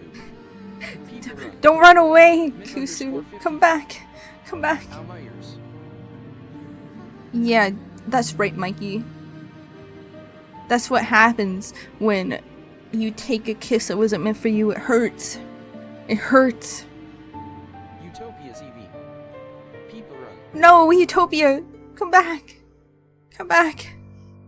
You are with the mermaid, and she is with you, and though she might prefer to be in the company of an industrious farmhand, the farmhand is not here. Yeah? You didn't want it? So why did you take it then? You could have not taken it, and then you wouldn't have been hurt, Fivehead. Where did she go? Oh, Shouldn't have got in the way. if only I knew. She quite simply disappeared one day, almost as if she had been whisked away by a wicked spirit. That seems like quite the anticlimactic ending for such a close relationship. Did the farmhand not tell her companion beforehand that she might one day disappear? No, she did not. Nothing of the sort happened. It was all very sudden. So you ask, feeling affronted upon the mermaid's behalf, did she not give you any warning? Not a single one. And when you ask, did she disappear? I do not know, in truth. Time is a strange concept to beings such as myself, particularly as it seems to ebb and flow differently from both above and below the surface. You humans have a strange compulsion to pin down and to place labels upon everything. You have names for your seasons, and for your months, and even for your days of the week. It is all very precise. We merfolk, however, do not bother with such affairs. You dive underwater and time just slows you. Perhaps we live for so much longer than you humans do. Possibly. I think the mermaids just live longer, like elves. We have no need to obsessively document our days, not when we have so many of them at our disposal. This curious remark catches your attention. How long exactly do mermaids live for? The mermaid does not look much older than you do, but you cannot help but wonder. My, nosy aren't we? The mermaid asks, as she laughs, a soft tinkling sound like that of a bell which makes you blush. Were you being nosy? Perhaps you were. You have always had a thirst for knowledge, not of the dry, dusty academic variety, but of stories peopled with strange persons. Literature was the only subject you were ever any good at. Again, it is hard for me to quantify, but to put it in terms a human like you can understand, I suppose we mermaids can live for centuries. Centuries? That's quite the surprise. Or perhaps it shouldn't be. You've been subjected to any number of surprises tonight. What is one more to add to the pile? I have not been waiting quite that long, however, for my friend to return to me. I think it has been but a few seasons. It might not sound like much, but never before have I been so aware of the passage of time. I have experienced any number of wants during my life, but I have never wanted anything quite as badly as I want to see her. I wish she would sit with me, and she would talk to me just one more time. But perhaps I am asking for an impossibility. I have been waiting for long enough now to presume that she will not be returning to me. I fear that something must have happened to her, or to her family, or perhaps to her whole village. You can hear the worry throbbing in the mermaid's voice, so potent that for a few moments you swear you can feel the depths of her sorrow within your own breast. Her sadness over this human girl is a deep, dark thing, almost fathomless. You cannot let yourself indulge in it for too long, otherwise you fear you might drown in it. Ruefully, you tell the mermaid once more that you cannot help her. You're only a traveler after all. Bro, I just found this hot freaking mermaid and then she trauma dumped on me, man. Mick_55. I don't think that thirst is just for knowledge. What do you mean, Mikey? It's Just like me, it's just for knowledge, that's all. That's all. She's got a lot of baggage. Why can I speak? What do you know of a single insignificant farmhand in a nearby village? Fix her. Yeah, exactly. I can fix her. Yes, I thought you might say that. It's quite unfortunate, but, well, I ought not to reflect upon all that I am missing. That would be churlish of me, and it would not be fair to you either. You did not approach me, I'm sure, with the hope of hearing about all my woes. I should be grateful, instead, for it is all that I do have. I still have my long, long life, which stretches before me like a golden cord. And, of course, I have you now. Does she? Do I not? I ought to go soon, before my absence is noticed, but will you not come and visit me again tomorrow night? I think I would like that. I've always enjoyed speaking to humans. You make me feel less alone. You cannot but help but feel, as the mermaid observes you with those enchanting eyes of hers, that she does not truly wish to speak to you for your sake. She wants to use you, instead, as a substitute for the farmhand that she has been missing so very ardently. The thought stings, though you really ought to be used to it. Still, to be held in lower esteem than a farmhand, of all things, it makes your self-esteem sting. You try not to let the mermaid notice this, though. The woes of your past are not her fault, much as the woes of her past are not yours. It is silly, in any case, to be jealous of a girl who might very well be dead. That is what you tell yourself. It is the only way to prop up your bruised sense of self-worth. You would, you tell the mermaid after a pause, like to see her again. You would like that very much. Oh, thank you. I have been feeling very gloomy for quite some time, but seeing you has invigorated me. Finally, it feels as though I can smile again. Did she not smile, you wonder, after her friend disappeared? I did not know. I did not have the heart. Without her, the world seemed very dull and drab. Your company has cheered me immensely. Mikey, but you can get promotion at some point though. Sometimes you gotta be second best to become the first. You gotta make your way up in the world. This is why I like humans so much. You're not callous and unfeeling like the merfolk who live beneath the water's surface. You're much kinder than they are. Oh, if only she knew. If the mermaid was aware, I wonder of how petty you are and how jealous would she still care for you? Well, that is neither here nor there. You agree to meet with the mermaid come sundown to the following night, then make your slow, stumbling way back up the cliffs, then to the cottage you have purloined as your own. Bro, she's a mermaid. Of course not. Once indoors, maybe she's a mermaid society, but obviously, like, that's different to human society, you know? Once indoors, you settle down upon your pallet, and then you close your eyes. The sighing of the wind outside and the distant roiling of the waves against the rocks do not disturb you. You feel, after your midnight encounter of a Moorish kind, quite at ease, perhaps prematurely so. What happened to the icy fear which prompted your frantic flight through the forest? Where has all that gone? Do you not think you are being a bit complacent? No? Oh well, you will. Oh, it's bright. Look at me, I'm bright. The following morning, when it arrives, it is cloudy and overcast. It is not a particularly pleasant morning, but at least it is not raining. That is some small consolation. Dang, look at that window. It's so bright in here. You rise from your straw pallet, stretching, then glance about the interior of the fisherman's cottage. It looked dilapidated last night, when much of it was obscured by the shadows, but looks even more so when subjected to the morning's light. The cottage's interior has a distinct, disquieting appearance of having been abandoned in a hurry. There is broken pottery strewn upon the ground, and the singular wooden chair which once must have stood by the singular wooden table is lying on the floor. The doors of the cupboards, meanwhile, are ajar, the shelves within depressingly bare. A quick search reveals a handful of edibles, but there is a precious little to be getting on with. If you wish to live here comfortably, you will have to look into foraging. Edibles. That's what got you to come back, Apple? Mitch Motown. Carrot.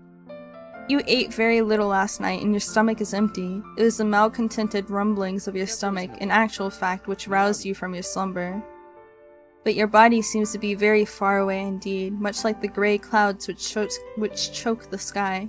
You are not thinking of your own physical discomforts. You are dwelling, instead, upon the events of the night prior.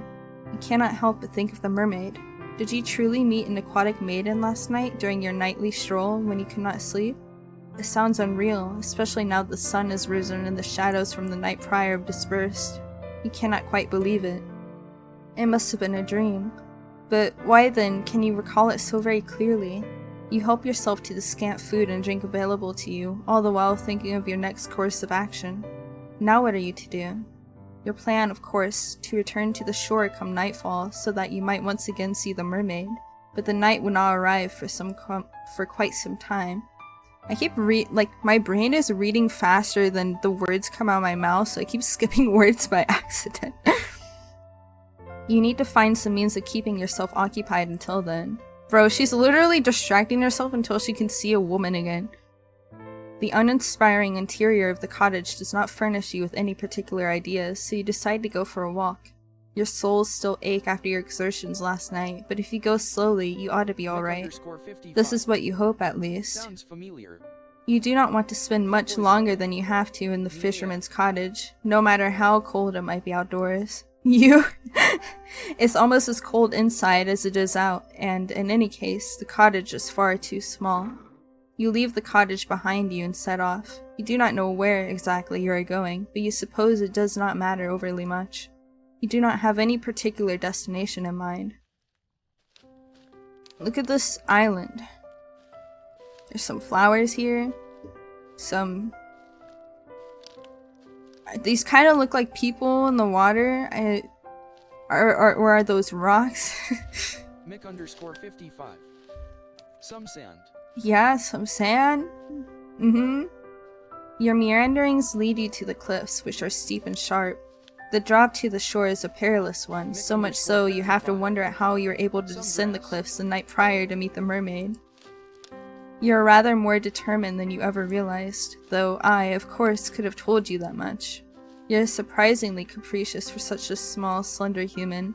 You walk along the side of the cliffs, keeping a sensible distance away from the drop to the shore. You might have survived. Not surprised. You might have survived last night's excitement unscathed, but you do not fancy trying your luck. It would be so like you, really, to avoid a drop to your death in the darkness, only to stumble during the morning's light and take an irreversible tumble. Your fortunes have never been the fairest. Your meanderings along the cliff reveal to you all manner of curious flora. You thought, the night prior, that the cliffs were weather-blasted, but you can see now that your assumptions were incorrect. There are flowers here, very warm and bright, like the sun's light during the summertime. Or, you think, with a flush of pleasure, the fair hair of the mermaid, who you are certain you spoke to last night. These flowers are so very like her hair, it is uncanny. You step toward the flowers, drawn towards them, and sink down to your knees. The tall grass brushes your ankles like a caress, the morning's dew wetting your skirt. Your clothes are getting damp, as are your legs, but you care not for the minor discomfort. SMH. Of course, did you see that mermaid, bro? It's impossible to not be down bad for that mermaid. You have just had an idea. Why not make a gift for your new friend? You're sure that she'd appreciate it. Why would she not? Oh well. Wait. Wait.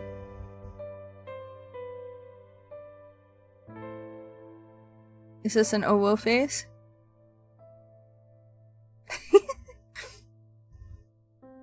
Who pinned that? Apple? Why'd you pin that? She told you, in a voice which was steeped with dolor, that she had been feeling lonely. You want to see her again, and when you next see her, you would like to make her smile. It is with this thought in mind that you begin to pick the flowers which are growing upon the cliffside.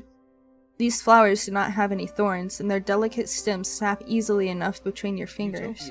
At least they don't have thorns this time. Nobody's here to lick the blood off her finger. You take care when plucking these flowers to leave a substantial amount of stem intact.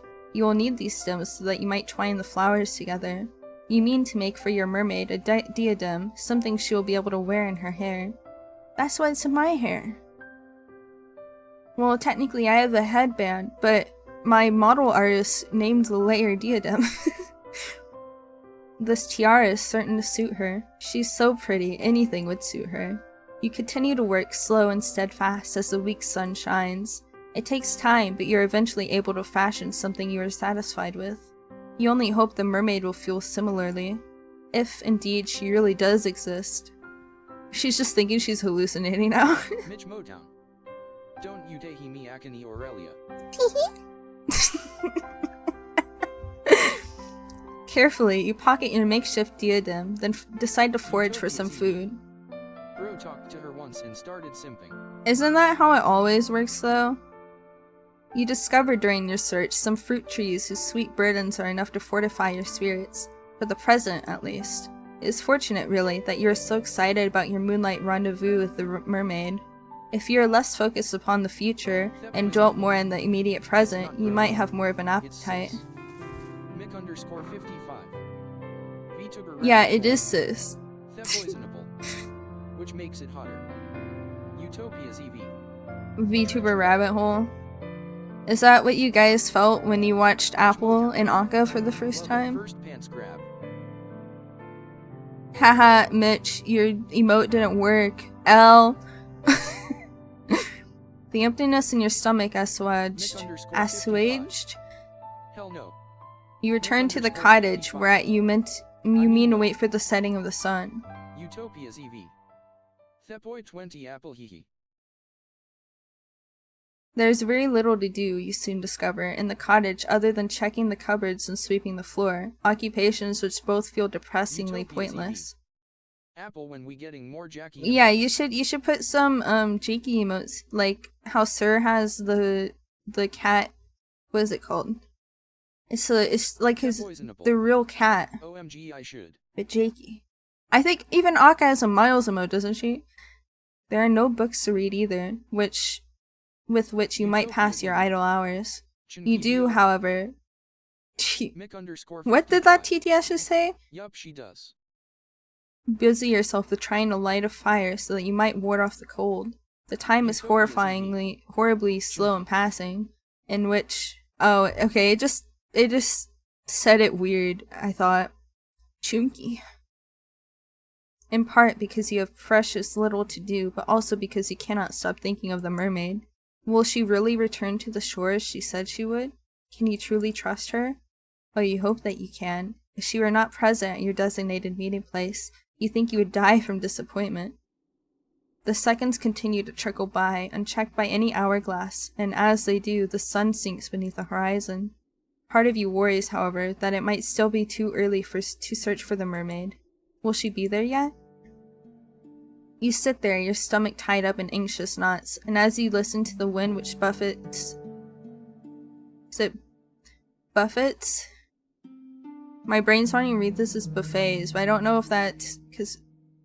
if that's a word here. I know what buffet technically means. Like the other word for it. Food word, but...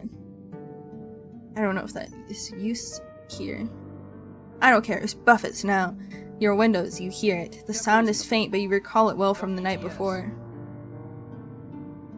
There's a single solitary voice outdoors, tempest tossed amidst the roiling waves. Poisonable. It's hitting you. Okay, so the way I said it the first time is right. The voice is a high, clear one, silvery, if indeed voices can have colors, like a finely polished dinner plate in a noble woman's home. The voice belongs, of course, to the mermaid. Who else do you know with a voice as angelic as that? Relief begins to bubble up inside you, a relief so potent you feel dizzy from it. No, I know what it means, I just didn't know how to say the word. I didn't know if it was Buffett's or if it's like one of those stupid words. Because I wasn't asking what the word meant, I was asking how to say it. Relief begins to bubble up inside you, a relief so potent you feel dizzy from it. She did not abandon you after all. Why, you wonder, did you ever think she would? She said that she wanted to see you. Did you think that a mere nicety? Buoyed, as if by a gentle breeze, you hurried to the door. You can mansplain all you want, Taylor Swift's boy toy. With trembling fingers, they are trembling, I presume, from excitement rather than fear, you seize the handle, then turn it. Dude, why did 3 ways get freaking... Got 3 ways to spell to pronounce it. That poison. Utopia, you said some offensive wording there? I can't believe you said 3 ways. That's like insane. Then you step out into the dark, inky night. You walk towards the cliffs as you did the night prior, beneath the cover of the inky blue sky, the wind moaning fitfully with every step you take. Your soul still ache from your expedition the day prior, but you're able to ignore this discomfort. It seems irrelevant, really, when compared to the prospect of once again meeting the mermaid. Yeah, you gotta... So, Utopia, here's what you gotta do. You gotta make the YouTube apology vid. You gotta put some ads on it, and you gotta, like, start crying in the middle of it. But you also gotta interrupt it in the middle of it, being like, you know what cheers me up when I'm in a bad mood? Skillshare. It teaches me how to be happy. Utopia's EV. 30-minute video to hit max mid-roll ads. Poisonable. Dab your tears away with wads of cat. Yeah, exactly. Utopia's EV. Get Raid Shadow Legends sponsor. Of course, you need that sponsorship. You have known her for only 1 night, yet she has come to mean more to you than your own well-being, bro. I think our MC here might be a U-Haul lesbian. At every 5 minutes. You'd do anything for the mermaid if she asked it. Well, almost anything. You hurry down the sharp incline of the cliffs to the shore, almost stumbling in your scuffed brown shoes, which were really not built with rock climbing in mind. U-Haul? Yeah, U-Haul lesbian. Go look it up. Taylor Swift's boy toy. It's kind of like self-explanatory. If you know what U-Haul is, anyway. So frantic are you in your attempts to once again make the mermaid's acquaintance, you very nearly fall. It is a good thing that you still have enough sense about you to regain your footing. Otherwise, this tale would come to a premature ending. Lesbian moving company. Eventually, you make your way onto the shore, then approach the jagged outcrop of rock where you last saw the mermaid. Like the night prior, the mermaid is perched upon these rocks, her fair hair strewn about her shoulders. That's the dumbest thing ever. It's not a lesbian moving company. I don't know if Eddie looked it up or not. It's basically just like lesbians who get in a relationship and then very quickly they decide that they need to move in with each other. And often it involves one going to a completely different state.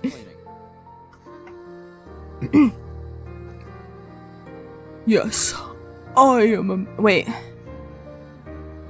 Hold on. I actually have something that I can do for this. Just hold on a second. Hold on a second. I'll keep reading this while it loads up.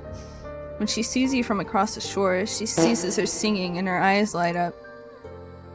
Or at least they seem to. Utopia's Evie. So you've returned- oh wait. Mustard Man's plan. So you have returned to me, my hero, the mermaid says, and then lightly she giggles. Or perhaps I should say Huron. Her praise makes you blush. You do not feel worthy of it. But I think it's... Why are you verifying my account? What? I don't remember my username? Or my... what email did I use? Dang it, I was gonna... Why did it reset? Grr. Grr.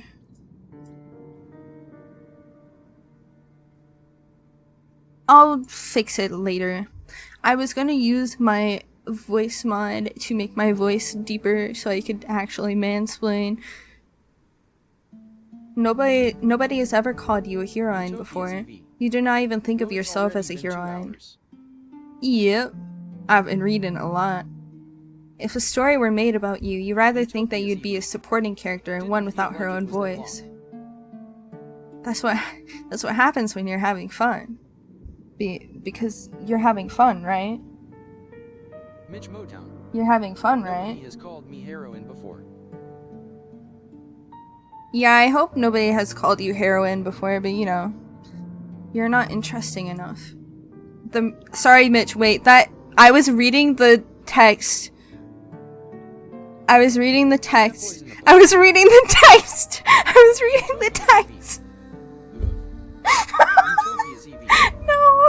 LMFAO. That poisonable. I was reading Fuck the- LMA. I was reading- Utopia's Evie. I'm so sorry, that wasn't aimed towards you. I was reading the visual Damn mother of my BOI. Mitch, come back, please. I'm sorry. I didn't mean to. Here, I'll fix it. The mermaid seems to think that you are, though. She's staring at you delightedly, as though you're the one person in the world she most wishes to speak to. See, it's fixed. It's fixed. It's fixed. Poor Mitch SMH. It's Utopia's Evie. People run. The thought makes you tremble, but not as much as the mermaid's gaze. You tell the mermaid that you do not think you are so very brave, but she dismisses your awkward remark with a laugh. I'm sorry, bitch. I didn't mean it towards you. I didn't mean it towards you. I think you are. I saw the way you scaled those cliffs. I thought that was very heroic. Oh, so she saw that, did she? Then, did she see how you slipped down the cliffs, grazing your palms in the process, and how you very nearly fell? You've never been the most graceful of girls, but to have your feelings exposed before a being as poised and as perfect as a mermaid? It stings a little bit, more in fact than the resultant grazes on your palms your clumsiness wrought you. You told the mermaid that there is nothing so very heroic about all of that. You were simply excited, that is all, to see her again. You weren't thinking. Well, that makes 2 of us. I was excited to see you again. She was? Naturally. I had a very good time speaking to you last night. I had hoped that we might resume our correspondence. That is why I came to the rocks a bit earlier than usual. I was waiting for you. Did you hear my song? Yes, you reply with a nod of your head. You heard it, all the way in the abandoned cottage. It called out to you. That was the general idea. I was singing for you. She was? You do not think that you are worthy of the mermaid's song, but if she does not mind dedicating her voice to you, then... Well, who else would I dedicate my voice to? There's nobody else to hear me. That is a good point, you suppose. Another one? Isn't there like 9 of those? Shyly, you look back at the mermaid. You thank her for her song. It was very beautiful, then tell her before you can lose your nerve that you've prepared a present for her too. Oh, have you really? You have. It is a small thing, nothing more than a silly trinket, but if not be too much of an imposition, then, with clumsy fingers, you reach into your pocket. She made her a flower crown. Are we in Tumblr in 2016? Sure feels like it. For a few moments, you fret with your... I think she's slowly hypnotizing you, NGL. I don't think that was slowly. You saw she saw her one day and she is slowly starting to simp. For a few moments, you fret that your near fall down that cliff might have damaged the delicate chain nestled within it, but your worries are in vain. The chain is surprisingly sturdy, given it is made with only a few flowers and is held firm against the odds. You handle the chain with great care. Why am I doing that? You handled the chain with great care all the same. However, as you hold it out, presenting it for the mermaid's approbation. Utopia's EV. The Jacko Pose frog is all a distraction. You don't like the frog? You want me to move it? There we go. That's not a distraction anymore, right? Utopia's EV. Here. It's gonna replace Mustard right there. I wish I could crop him out of the background. I don't think I can do that though. Mustard with Frogo. I don't think that... I think the colors are too similar. Oh, yep, that's... Yeah, that's getting rid of the whole thing. I'll remove the frog for now. He'll come back someday, maybe. It is for the mermaid that you fashioned this chain. You thought that it'd look nice nestled in her hair. You were pleased with the chain when you first made it, but after looking at the mermaid, you have begun to reconsider. The mermaid's beauty is otherworldly, so much so it almost hurts to look at her. Your flower crown, by comparison, seems a very meager offering indeed. The longer you hold your gift out, the more unworthy it feels. You have half a mind, as the seconds elapse, to snatch your silly, wholly unworthy gift back from the mermaid before she can judge you too harshly. But the mermaid's lips curve upwards into a smile, and in a voice so full of gratitude it makes your heart throb, she says, "Oh my, did you make this for me?" "Well, yes," you reply, still feeling a bit flustered. "You saw these flowers earlier when you went for a walk, and they made you think of her." Not, you hasten to add, that you think her beauty is comparable to these flowers. They're far inferior when contrasted with her good looks. You simply thought, you are unable to get the rest of the sentence out, however, because the mermaid interrupts you, not rudely, but with something resembling compassion. Perhaps she pities you. She must be able to hear how your voice is trembling. Can she also see the way your hands tremor? Oh dear. Faint heart never won the hand of a fair maiden, you know. What happened to all your confidence? I think that your gift is a wonderful one. I did not at all expect it, but it really is pretty. You look at your feet, too shy to meet the mermaid's gaze. Then the mermaid's gaze? Sorry. Then you say very quietly that you're glad that she thinks so, but she does not need to spare your ego. You have very precious little left of it as it is. The mermaid seems touched by your shyness. Perhaps she likes her prey to be self-conscious, because she smiles. I am not simply saying things to spare your ego. I am not like that. Humans might spout platitudes as easy as they breathe air, but I do not compliment others unless I truly mean it. I need to reset my voice. Okay. It's not...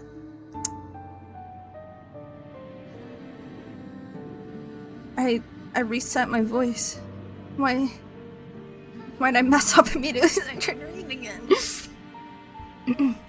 Is that not the point of speech? To have an honest dialogue with one another?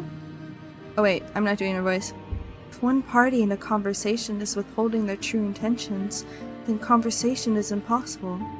Playing games is a waste of my time, particularly given my time above the surface is so very limited. Oh.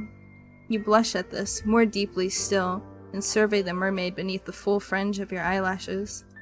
Then, she really does like it? Did I not just say that? You humans are so very funny.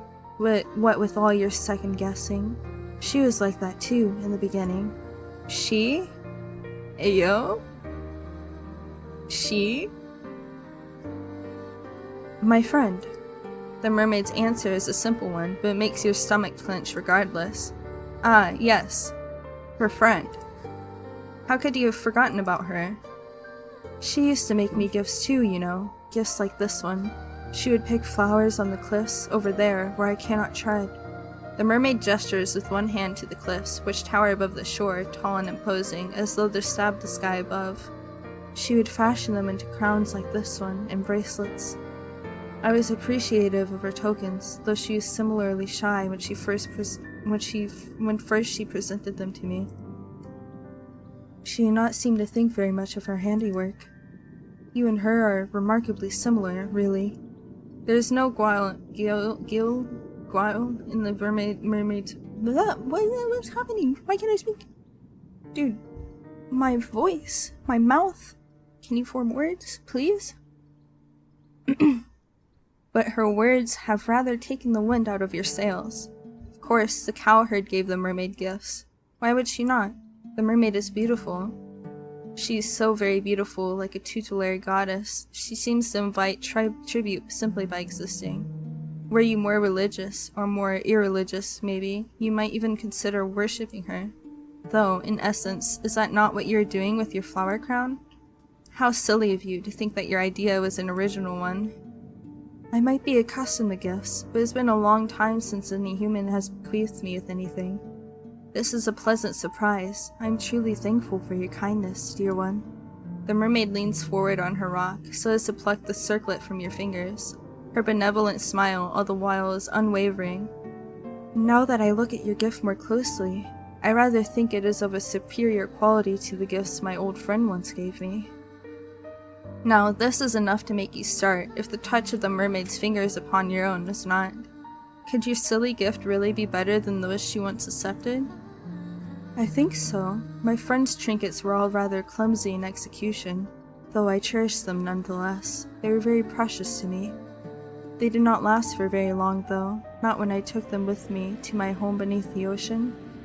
The waters soon rend the fragile links between the flower stems asunder. Your diadem, however, seems more sturdy, but it is, by the same token, very delicate. She is so down bad, dude. You must be very good with your hands. You think back briefly on your disastrous sewing lessons in the past, of your numerous failed attempts to thread your needle while the other girls giggled at you and you blush. You think the mermaid's praise... Mermaid? You think the mermaid's praise might be a touch too effusive. You tell the mermaid as much, but she only laughs.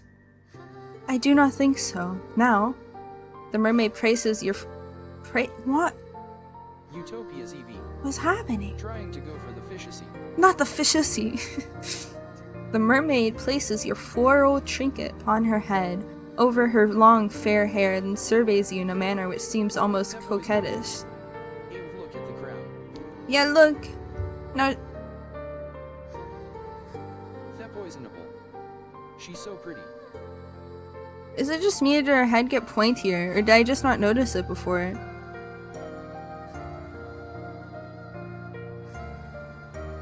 I don't remember her head being so pointy. Hold on, I'm gonna get rid of my overlay for a second. It's look at that. I don't know. Surprised face. I don't remember. I don't remember. Did it always look like that? What do you think? You think that the mermaid looks radiant, though it is less because of your gift and more because of her natural looks. You tell the mermaid this, though not in terms quite this glowing, and she giggles. You are selling yourself rather too short. I think your gift is lovely, really. The flowers rather match my hair. Maybe it did. Yes, you answer with a nod of your head. That is why you picked the flowers. She is all you've been able to think of. I'm glad that you've been thinking of me. I, in truth, have been thinking of you, though I did not wish to say as much. No? No, it would be too embarrassing to confess how much I have been looking forward to our reunion if you did not feel similarly. I do not care to pine for humans from afar. But if you care for me as I do you, then it makes me feel less alone. You hasten to assure the mermaid, your face aflame. Do you ever stop blushing? Goodness gracious, that you do care for her, very much so. You have not known her for very long, but she has certainly made an impression upon you. She's such an easy conversationalist that the time simply slips by when you're together, and it does not hurt, of course, that she's so pretty. I've heard it said, yes, that my looks are rather appealing. My old friend was similarly complimentary. I cannot blame you humans for being so taken with me when my form is so very graceful. Your legs seem rather cumbersome in comparison to my smooth, sleek tail. It must be so very depressing to lumber about on land as you do, living your days beneath the harsh sun and the cool, unfeeling moon. Sometimes I think I rather pity you, but the surface is a good deal brighter than it is beneath the ocean. I will grant you that much. You agree with the mermaid, still feeling flushed, that there are some perks to having legs, an agreement which makes the mermaid giggle. I'm certain that there are, though you cannot explore the ocean's depths as I can. I presume that you have never tried it?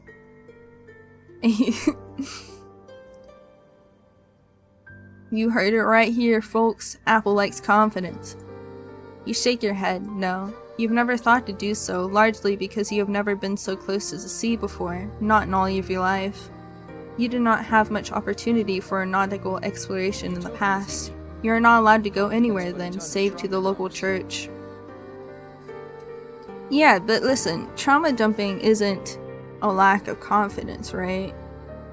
It's just getting everything bad that's happened to you out, but it doesn't mean you're not confident. In fact, I feel like, I don't know. Trauma dumpers are either the most confident people or the most less confident people in the world. It's either one or the other. It is quite a lonely existence. Well now, that is a pity. You were kind enough to give me a gift, fashioned from flowers which grow where I cannot reach them. So perhaps I ought to return the favor. The favor? Yes, that is right. It would seem only fitting that I give to you something which can only be found in the ocean's depths. Perhaps we could look at it as a form of cultural exchange. Oh no, you protest, your eyes wide. You couldn't possibly put such a burden upon her. You did not give her a gift, after all, because you wanted to receive anything in return, anything other than her friendship, that is. Utopia's EV. It's gonna be a seashell 100%. Well, if she just gives you, like, a whole fish, she brings you a whole, like, flounder. Her conversation is more than enough to satisfy you. You do not need any physical presence on top of that. The mermaid does not seem convinced, however, by your naysaying. She raises one eyebrow, even this gesture is performed elegantly, then says, "If my company is all it takes to satisfy you, then you are easy to please indeed. Please, do not rebuff me. I am offering because I wish to do this. Remember what I said. I do not say things for the sake of it." Well, you murmur, if she really doesn't mind. Of course I do not mind. Now wait there, I will not be very long. It would be rude to abandon my new friend in the midst of a conversation. The mermaid turns her attention towards the clear, mirror-like water which shimmers beneath the moonlight. Then she dives. Her body arches elegantly through the air, her long, slender limbs cleaving through the surface of the water with nary a ripple. The mermaid's face is first submerged, then her torso, and at long last her tail. The water rushes forth to envelop her as though it had been waiting for her. It subsumes her. It swallows her. Then she disappears from view. The mermaid is gone, but you are still there. Well, now what are you to do? There's nothing that can be done, you suppose, save waiting. You stand there for several moments, watching the black water lap against the shore. A breeze howls mournfully like a wounded animal as it buffets your hair about your face and your torn skirt around your legs. Time elapses, but how much of it? While you stand there, fretfully feeling as ostentatious as a maypole, when will the mermaid return?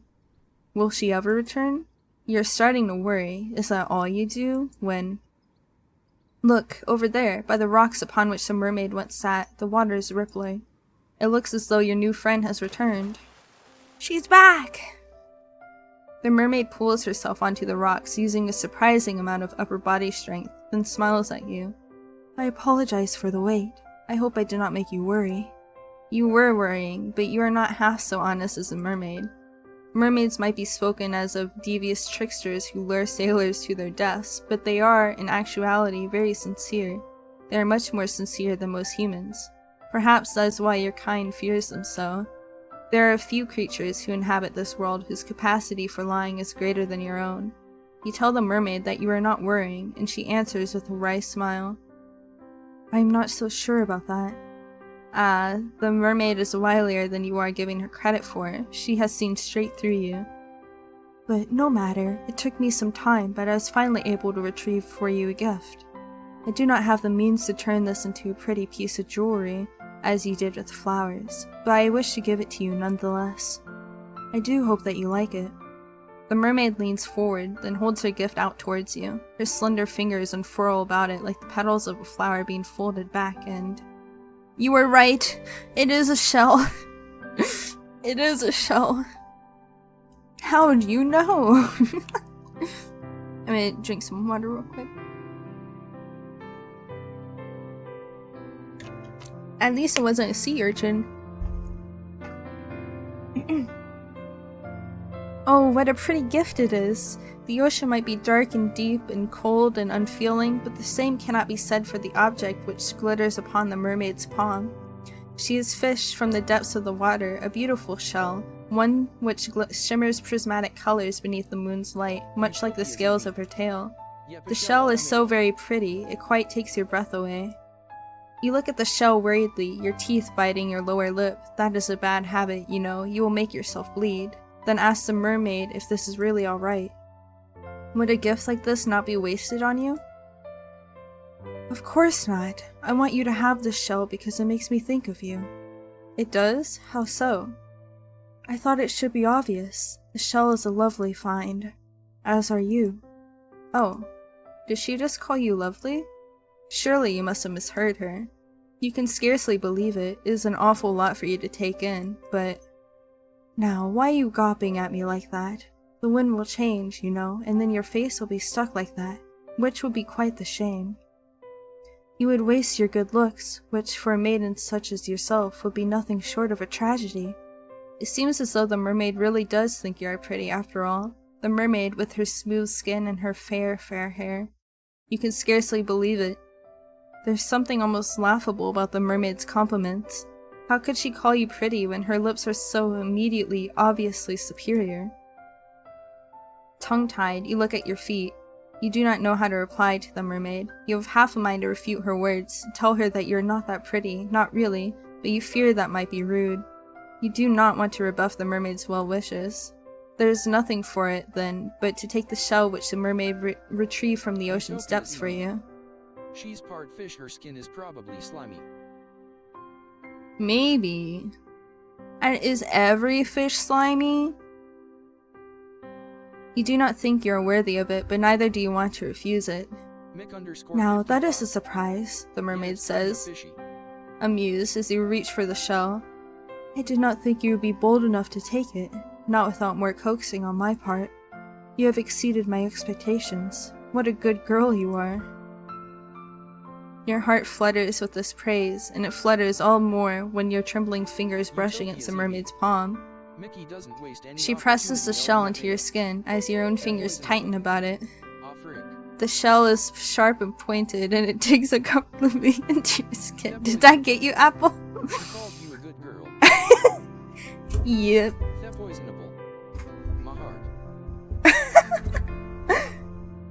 This is one good girl right here, points at self. I don't have any way to do that, sorry. Imagine I am though. It hurts, but there is pleasure in the pain. This too feels like a gift from the mermaid. You do not want to spurn it. Even pain can be a precious thing when dealt by one whom you care for. You never knew that before. You held the shell to your heart, which is beating in a regular rhythm, and look at the mermaid. Then, very softly, you thank her. It is quite alright. It seems only fair after you shared part of your world with me. I wish to share part of my world with you too. Humans cannot normally descend beneath the ocean's depths, and even if they do, they cannot remain there for very long. You are far too fragile. Would that I could, I would bring you with me to my underwater kingdom where we might be together. The mermaid's melodic voice trails away, suffused with something resembling melancholia. She sighs. Then she shakes her head and smiles. But this will have to do. For the present, please take good care of that shell. Look at it from time to time and think of me. That would make me very happy indeed. The days pass following this nightly encounter with your aquatic acquaintance from an almost intolerable slowness. You endure the hours of sunlight as best as you can by going for long, bracing walks amidst the heather, foraging for berries and fruits among the hedgerows. You even, when you have mustered up enough courage, take an old fishing line uncovered in the fisherman's cottage and try your luck by the shore. Your initial attempts at angling are without success, but as the time passes, your proficiency in the art grows. I accidentally clicked. Sometime after you take up your rod, you find you are able to catch the odd fish here and there, small, scrawny things mostly, but the meat goes a ways to bolstering your rudimentary diet. You teach yourself how to remove the scales of these saltwater fish that you've captured and how to gut them. You learn, too, how to cook them over a simple fire. Sometimes you skewer these fish of yours on spikes and roast them slowly, innards and all. You are able to sustain yourself well enough during the day, though the faint pangs of hunger you experience never quite go away. Your physical discomfort, however, is secondary when compared to your desire to visit the mermaid. Your days might be dull and drab, but your nights, comparatively, are made of magic. It's nighttime again! It is only during the night that the mermaid emerges from beneath the waves, and when she does, you hurry to her side. You have never before had anybody who took so great an interest in you, not until you met the mermaid. That is why she has grown to mean so very much to you. She is the first friend you ever had. But if you do not temper your obsession accordingly, I fear she may very well be your last. You care little for the potential danger, however, which lurks beneath your interactions with the mermaid.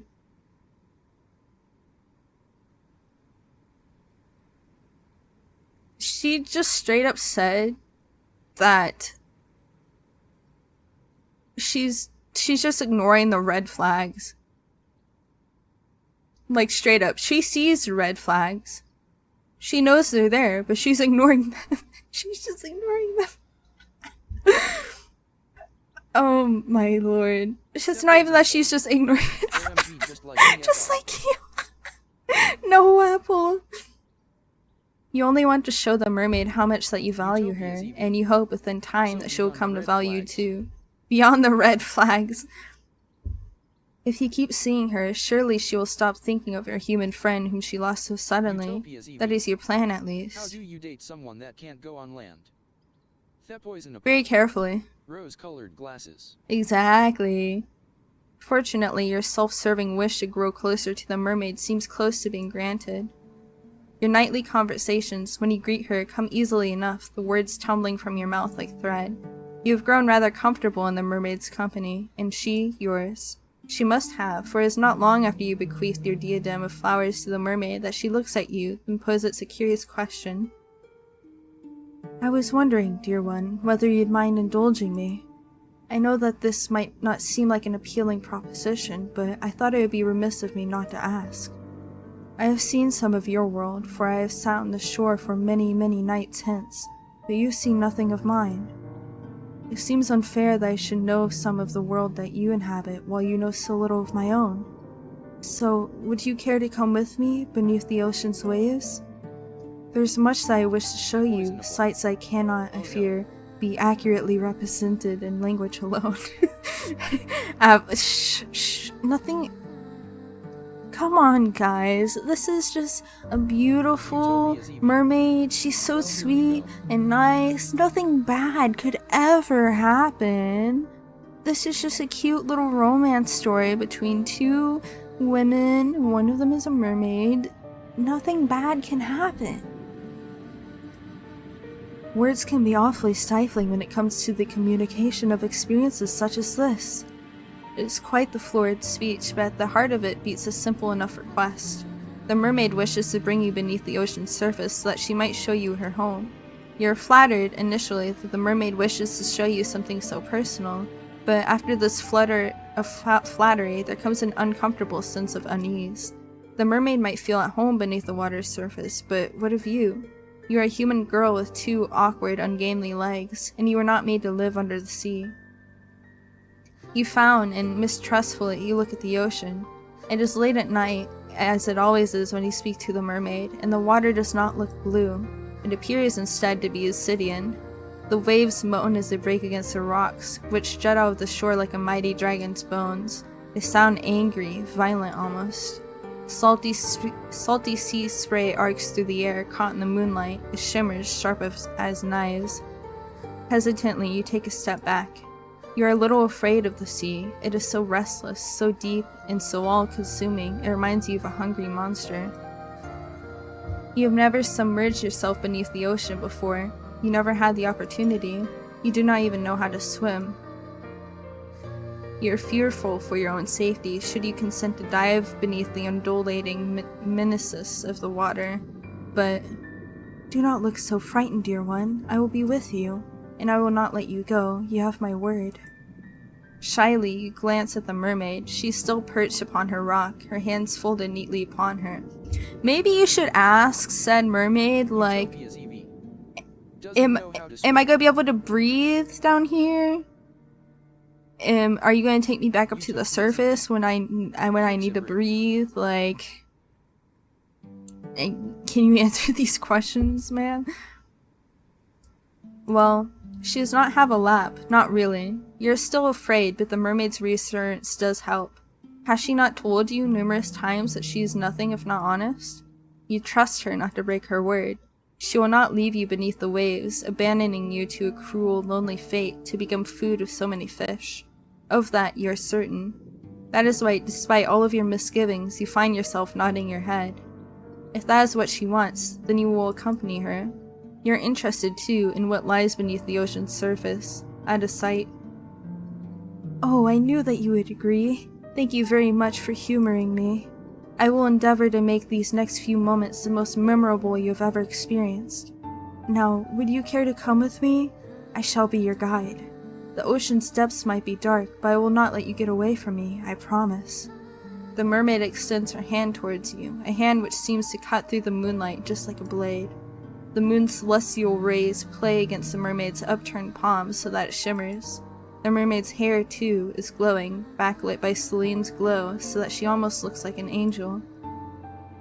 Her beauty is so much that, for a few moments, you cannot do anything, neither step towards her nor back away. You feel frozen in place, rooted into the sand like some shore-growing tree.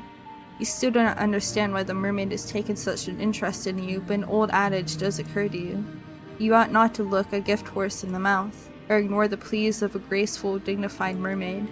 You reach out, your arms shaking like the skinny bough of an ancient tree, and find the mermaid's hand with your own. The mermaid's fingers curl about your own, her nails, only now you notice how sharp they are, digging into your skin. Though the mermaid herself looks very soft, her grip is surprisingly strong. You do not think, if she willed it, you would be able to get away from her. But why would you want to? Yeah, why would you want to get away from this sweet, dear mermaid? She does not mean you any harm. Now, let us be on our way. There is much to see in my underwater kingdom. I cannot wait to show it to you. The mermaid turns towards the ocean, as do you.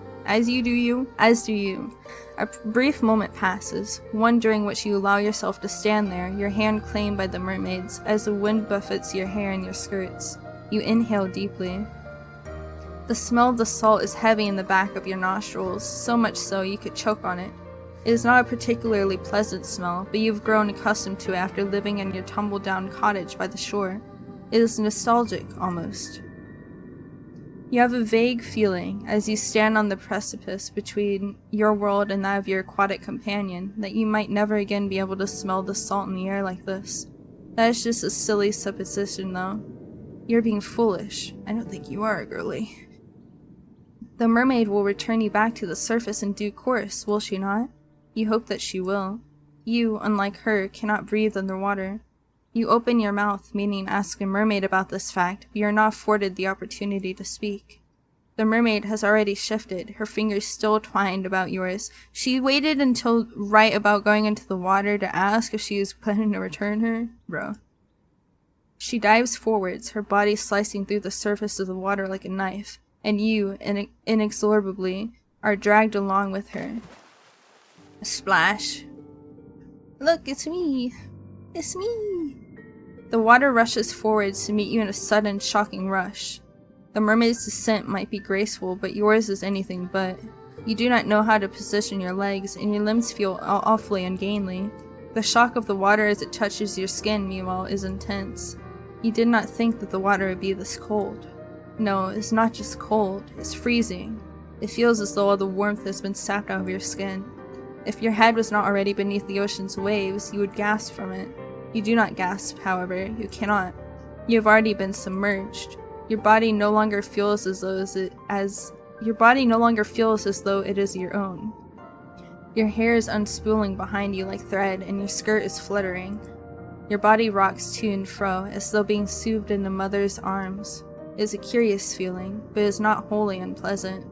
If only it were not so cold down here beneath the ocean's depths, you might find it relaxing. Is it just me, or is the music getting more and more submerged? It is dark under the surface of the water, yes, but you have not ventured so very far, not yet at least, that the glow of the moon cannot penetrate its depths. Your surroundings are illuminated, though faintly, and thanks to this precious illumination, you can see the schools of fish swimming about you. Their scales all glisten as they arc through the waves like rainbows. They do not look like life forms. They appear instead, to your fairy tale-addled mind, to be ancient relics brought to life through some strange arcane sorcery. But the MC looks like she has a big-ass head and a small body. It probably is a perspective, but maybe that's just how she looks. I mean, look at... The perspective is just a little strange. Because her head is like the same size as the mermaid, who is supposed to be closer to us, but her arm is really short. It's the foreshortening being strange.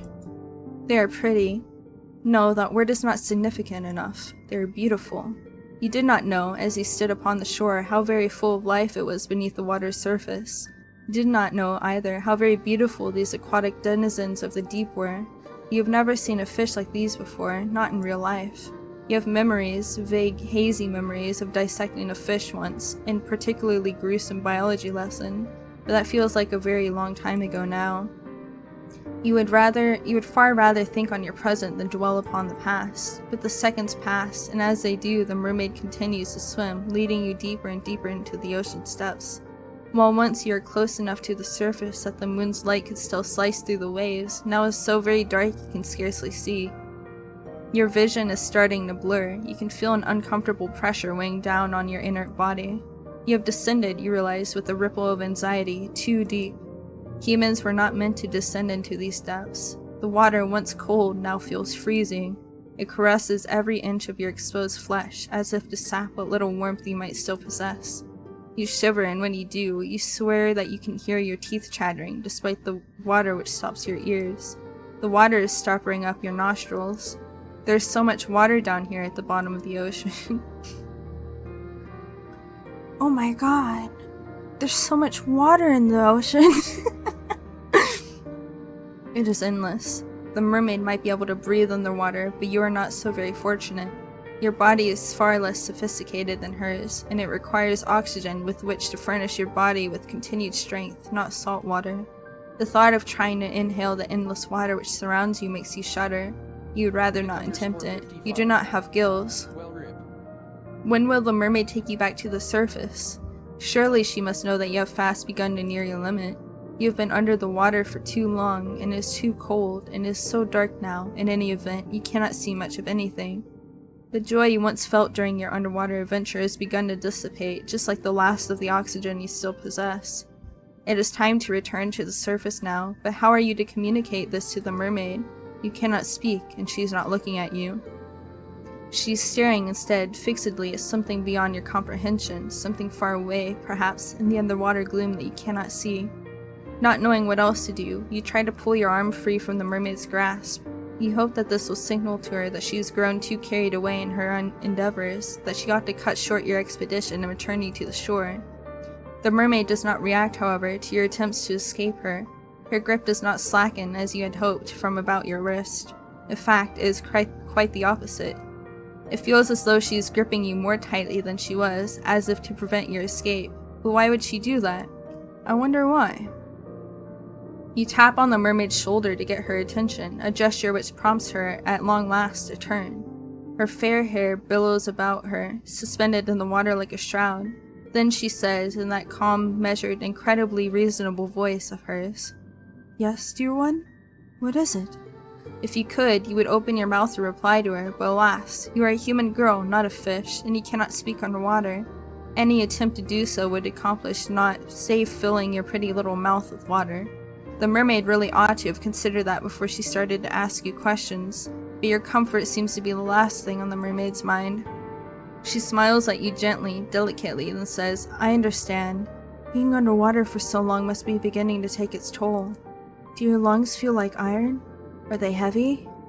So she does understand your woes. You might not be able to speak, suspended as you are in the dark, murky depths, but communication is not wholly impossible. You nod your head emphatically, hoping that this will be enough to make your distress apparent, but yes, that will happen. It is a natural part, or so I have heard, of drowning, not that I have ever had the opportunity to experience it for myself. I am incapable, you see, of meeting my demise in such a manner. Now, what was that? What could she mean? I mean, the mermaid answers, can she read minds? That this was a calculated act upon my part. Forgive me, dear one, but the moment you consented to sinking beneath the water with me, your fate was sealed. Your lungs will be flooded with water soon enough. Then you would die. It is not a pretty way to go. You needn't worry about your corpse bloating, disfiguring, or being eaten by fish, though. I will take very good care of it, I promise. In death, you will look lovely, almost angelic. Is that not what you always wanted? Hello, I am under the water, please help me. You do not know what the mermaid thinks it is exactly that you want, but you think she is laboring under some severe misunderstandings. You'd like to try and correct her, you do not want to die, but of course you cannot open your mouth. What a pity. Well, at least this saves me the effort of transcribing your dying pleas. I doubt that it would be particularly interesting. If you want to know why I'm doing this, then I would not mind obliging. I have no secrets to keep from you. Other than the secret, perhaps, that, upon your first meeting, she nursed within her cold fish's heart the desire to bring about your watery murder. You might have liked to know that before you agreed to sink beneath the ocean's surface with her. I am only doing this because I have no choice. The other girl I liked, after all, the one whom I adored, disappeared. She went away, and I was never again afforded the opportunity to see her. You remind me of that girl, though you do not look much alike. You do not act very alike either. Drowning is one of the worst ways to unalive. Yep. We are both humans who, despite your delicacies, have no shortage of determination. How your kind is able to live when your lifespans are so very short and you're susceptible to so very many diseases is a mystery to me. Though my lifespan far eclipses your own, and I am far sturdier, I cannot help but marvel at the tenacity of you humans. I know that if I were as fragile as you are, I would not be able to exist in this world. I would be far too afraid. I would see my own death lurking behind every corner, just as you can see your own death looming before you. It is not so very far away now. You can feel it coming closer and closer, enclosing its cold, icy fingers around your throat. You humans are incredible. I cannot help but respect you, weak and pitiful though you are. She respects your tenacity too very much she wishes to extinguish it?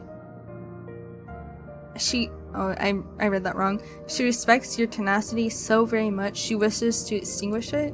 That does not make very much sense. Perhaps my words are confusing you, but it makes perfect sense, to me at least. My beloved cowherd left me. I do not know where she went, or what happened to her. Perhaps she was murdered by bandits. Perhaps she contracted a horrible disease. Perhaps she simply fell and cracked her skull. I do not know. I will never know. For many, many days and many, many nights, her disappearance tormented me. I could not help but wonder how it came about. But then there were so many possibilities, I could not imagine all of them. This thought terrified me. It still does. That is why I'm going to take you to my underwater kingdom with me. There we can be together forever. Nothing will be able to tear us apart then. I will brush your hair, and I will dress you in the finest pearls found from the bottom of the seabed. It will be lovely. Much, much lovelier than any sort of miserable existence you might be able to eke about above the water. In my citadel, you will never be attacked by bandits, nor ravaged by diseases. You will be quite safe, I promise. Quite safe, yes, and quite dead too, surely. Well, yes, that is the only unfortunate aspect of my plan. She considers your death nothing more than a mere misfortune? The mermaid might be surprisingly cold after all, but perhaps you ought to have predicted this. She is part fish. Are fish not cold-blooded like lizards? You probably learned this at some point during biology class, but your lessons are beginning to feel very faint and far away now. Imagine drowning to death thinking you would get some mere fussy. Mere fussy? Mitch Motown. Y'all got embalming fluid down there because eventually you'll decompose, although slower because of the cold water. She said, she'll take care of me, she'll brush my hair and stuff, so maybe. Your body is beginning to fail you. You cannot take much more of this. It is a necessary sacrifice, though, if we are to be happy. I am doing this, for both of our sakes. I do apologize for tricking you, but please try to understand. I really have been lonely. You would be more inclined to sympathize with her, perhaps, if her loneliness was not ushering you into your inevitable demise. But you are too preoccupied with your dwindling reserves of oxygen to feel much in the way of anything for your captor. You can feel the pressure of the water against your eyes. They are beginning to ache. Perhaps you are crying. You do not know. The water masks much of your anguish. You've been drifting underwater for almost 3 minutes. That is a remarkably long time to go without any air. Your vision is beginning to cloud. Your surroundings, already dark, look darker, still, unpleasant and obscure, and not at all like the paradise the mermaid promised you. The pain of being suffocated slowly is far stronger and far more oppressive than the sensation of the mermaid's hand wound tightly about your arm. Is there no escape for you? The prognosis, I am sorry to say, is grim. Your fate, as the mermaid said, really was sealed the moment you met her, luxuriating on those rocks beneath the moonlight. But you'll forgive me if my sympathy is limited. You did bring this upon yourself, You reap what you sow.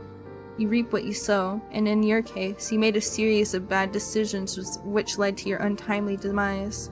Now what do you want to do? Will you accept this fate of yours and rest in peace? Or will you try to fight against it? Alright, it's save time again. Empty slot, save. Save. I would have been better off you just poisoning me first than just dragging me to Gulligs. Yeah, but what if she poisoned her and then she went and died someplace that she couldn't reach her? Then she couldn't drag her off into her underwater sea? That is a bit of an anticlimactic answer to this juncture in your life story, but I suppose it would be remiss of me to lecture you too much. I'm sure you are well aware of what a terrible series of decisions you've made. There is no need for me to belabor the point. That would be boorish, not to mention tedious. I am rather tired of scolding you, so instead, I think I will content myself with loving you. What? You thought in your death the mermaid was the only one who would be able to coset you? I know I've said this before, but you really are naive. You cannot escape me, even if you are at the bottom of the deepest, darkest ocean. The world might have forsaken you, but I never will. I will never leave you. You will never be lonely again. Yay, we finished that part. Now, we're gonna go back and read the other part. After we, if we were to not accept our fate, and then continue the story, as one does. Let's fight against our fate. I like that look on your face. It is a look full of determination, the self-same determination which first prompted me to take an interest in you. I can tell that you are not happy with this ending. You did not come all of this way, after all, to drown. That's quite the indecorous demise regardless of how many fine stones and shells the mermaid means to twine through your hair after your death. If you wish to carve out a new story for yourself, then I would be only too happy to indulge you. Just try not to get on the bad side, or good side of any homicidal naiads this time. The drowning of fair maidens is something of a cliché. Your fate is once again in your hands. Now I wonder, which path will you take? We have one path left, but I'm gonna save here again. Yeah, look, we have a perfect amount of slots for each of the stories. Crazy. It's almost like they planned this or something. Can I leave? Oh, title. Yes, I would like to return to the main menu. We finished that one in less than 3 hours this time, even though I feel like I talked more than the last one. It's crazy. Maybe I read faster. I don't know what happened. But what'd you guys think of our lovely demise this time around? We've died 2 times so far by beautiful women. We've died by a princess who cannibalized us. She quite literally ate us. And now we've died from a mermaid who drowned us. What a fitting death. What do you think? 55. I will never go that deep for some fussy. Is fussy like fish ussy? Because I'm only reading it as feet ussy, Mikey. You really need to you need to put another letter in there. Poisonable. Fishy. Fishy. Exactly. That's better. Wait. What do you think, Apple? What do you think of the hot mermaid woman? I really like the hot mermaid woman. Both of them are really I like women. I like her. I haven't seen what the village one looks like, so that one's gonna be a complete surprise to me. Come on, just a little bit of water in your lungs, you know, just water off your back, you know, it's fine. Once you die, you'll all be over and you'll be free. You'll be free from the pain. And from the pain of drowning. If I were to drown, I would much rather drown because a mermaid drowned me instead of me just not knowing how to swim. Or like getting a cramp in my leg and dying, you know? That's how I'd want to go out if I were to die by drowning, specifically. I'm not choosing to die by drowning, but if I did, that's how I'd want to go out. But you will be after you die, you just won't get to experience it. You know. Isn't that fine? That's not fine with you? It's fine with... well, it's not really fine with me, but you know. Nah. Okay, Mikey. You have to choose one. You can't say neither, you know. Would you prefer to be eaten alive or drown?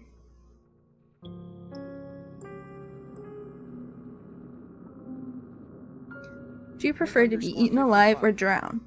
I rather get a taste before I die. Poisonable. Get a taste of what? You're not the one eating. You're not the one eating. You're being eaten alive by something else. Poisonable. I don't know, I like being bitten.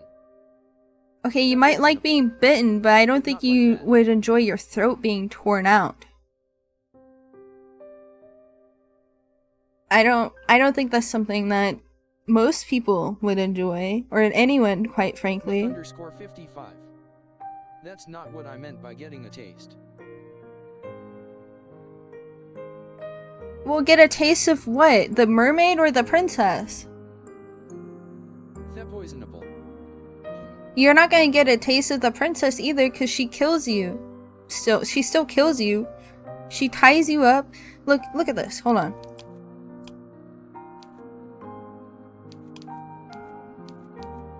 Mermaid. She ties you up in her dungeon with her other pile of corpses that she also ate. And you can't escape, and she comes to you and she eats you. You don't get a chance to get a taste. Is more my taste in looks, but I don't know something about that dungeon. Apple. Apple smile. Look at She did have a pointy head before. It's fine. I will choose to not see.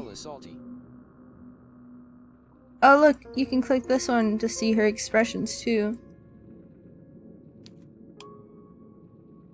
Now we can see ourselves drown.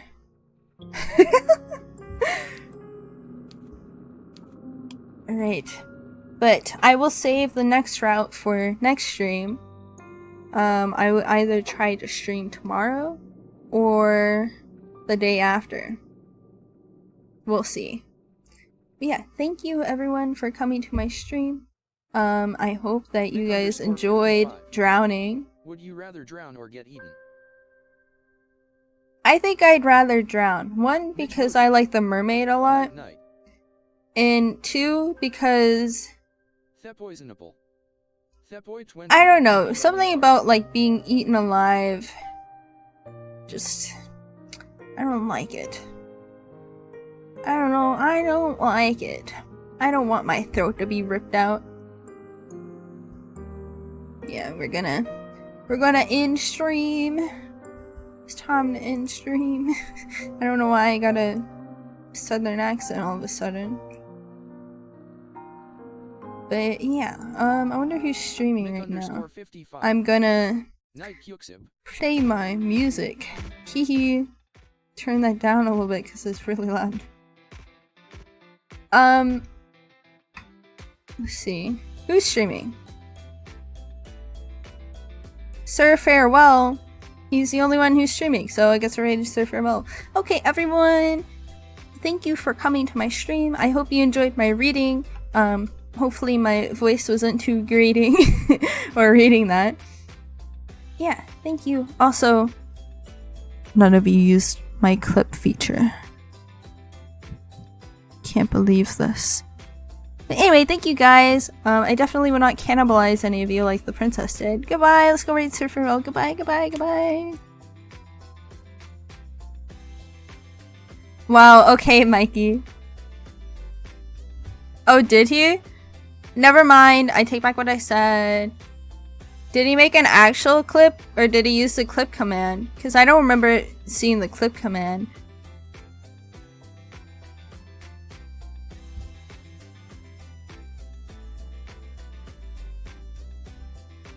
Oh, okay. Well, that's fine still. Because the clip is for the people who are on mobile or are a little lazy. Okay. And also thank you, Mikey, because that was also the test for me to make sure that the clip thing even works, because I can't clip an offline channel. So okay, let's go read Sir. Bye bye everyone. Tell Sir you love him. Make sure to tell him Aurelia. Aurelia. Someone put the raid message in the chat. I can't. Hold on, actually I can. I just need to oh, I didn't mean to close that. There we go. Let me exit this. Aurelia. Okay. Thank you everyone. Goodbye, goodbye, goodbye.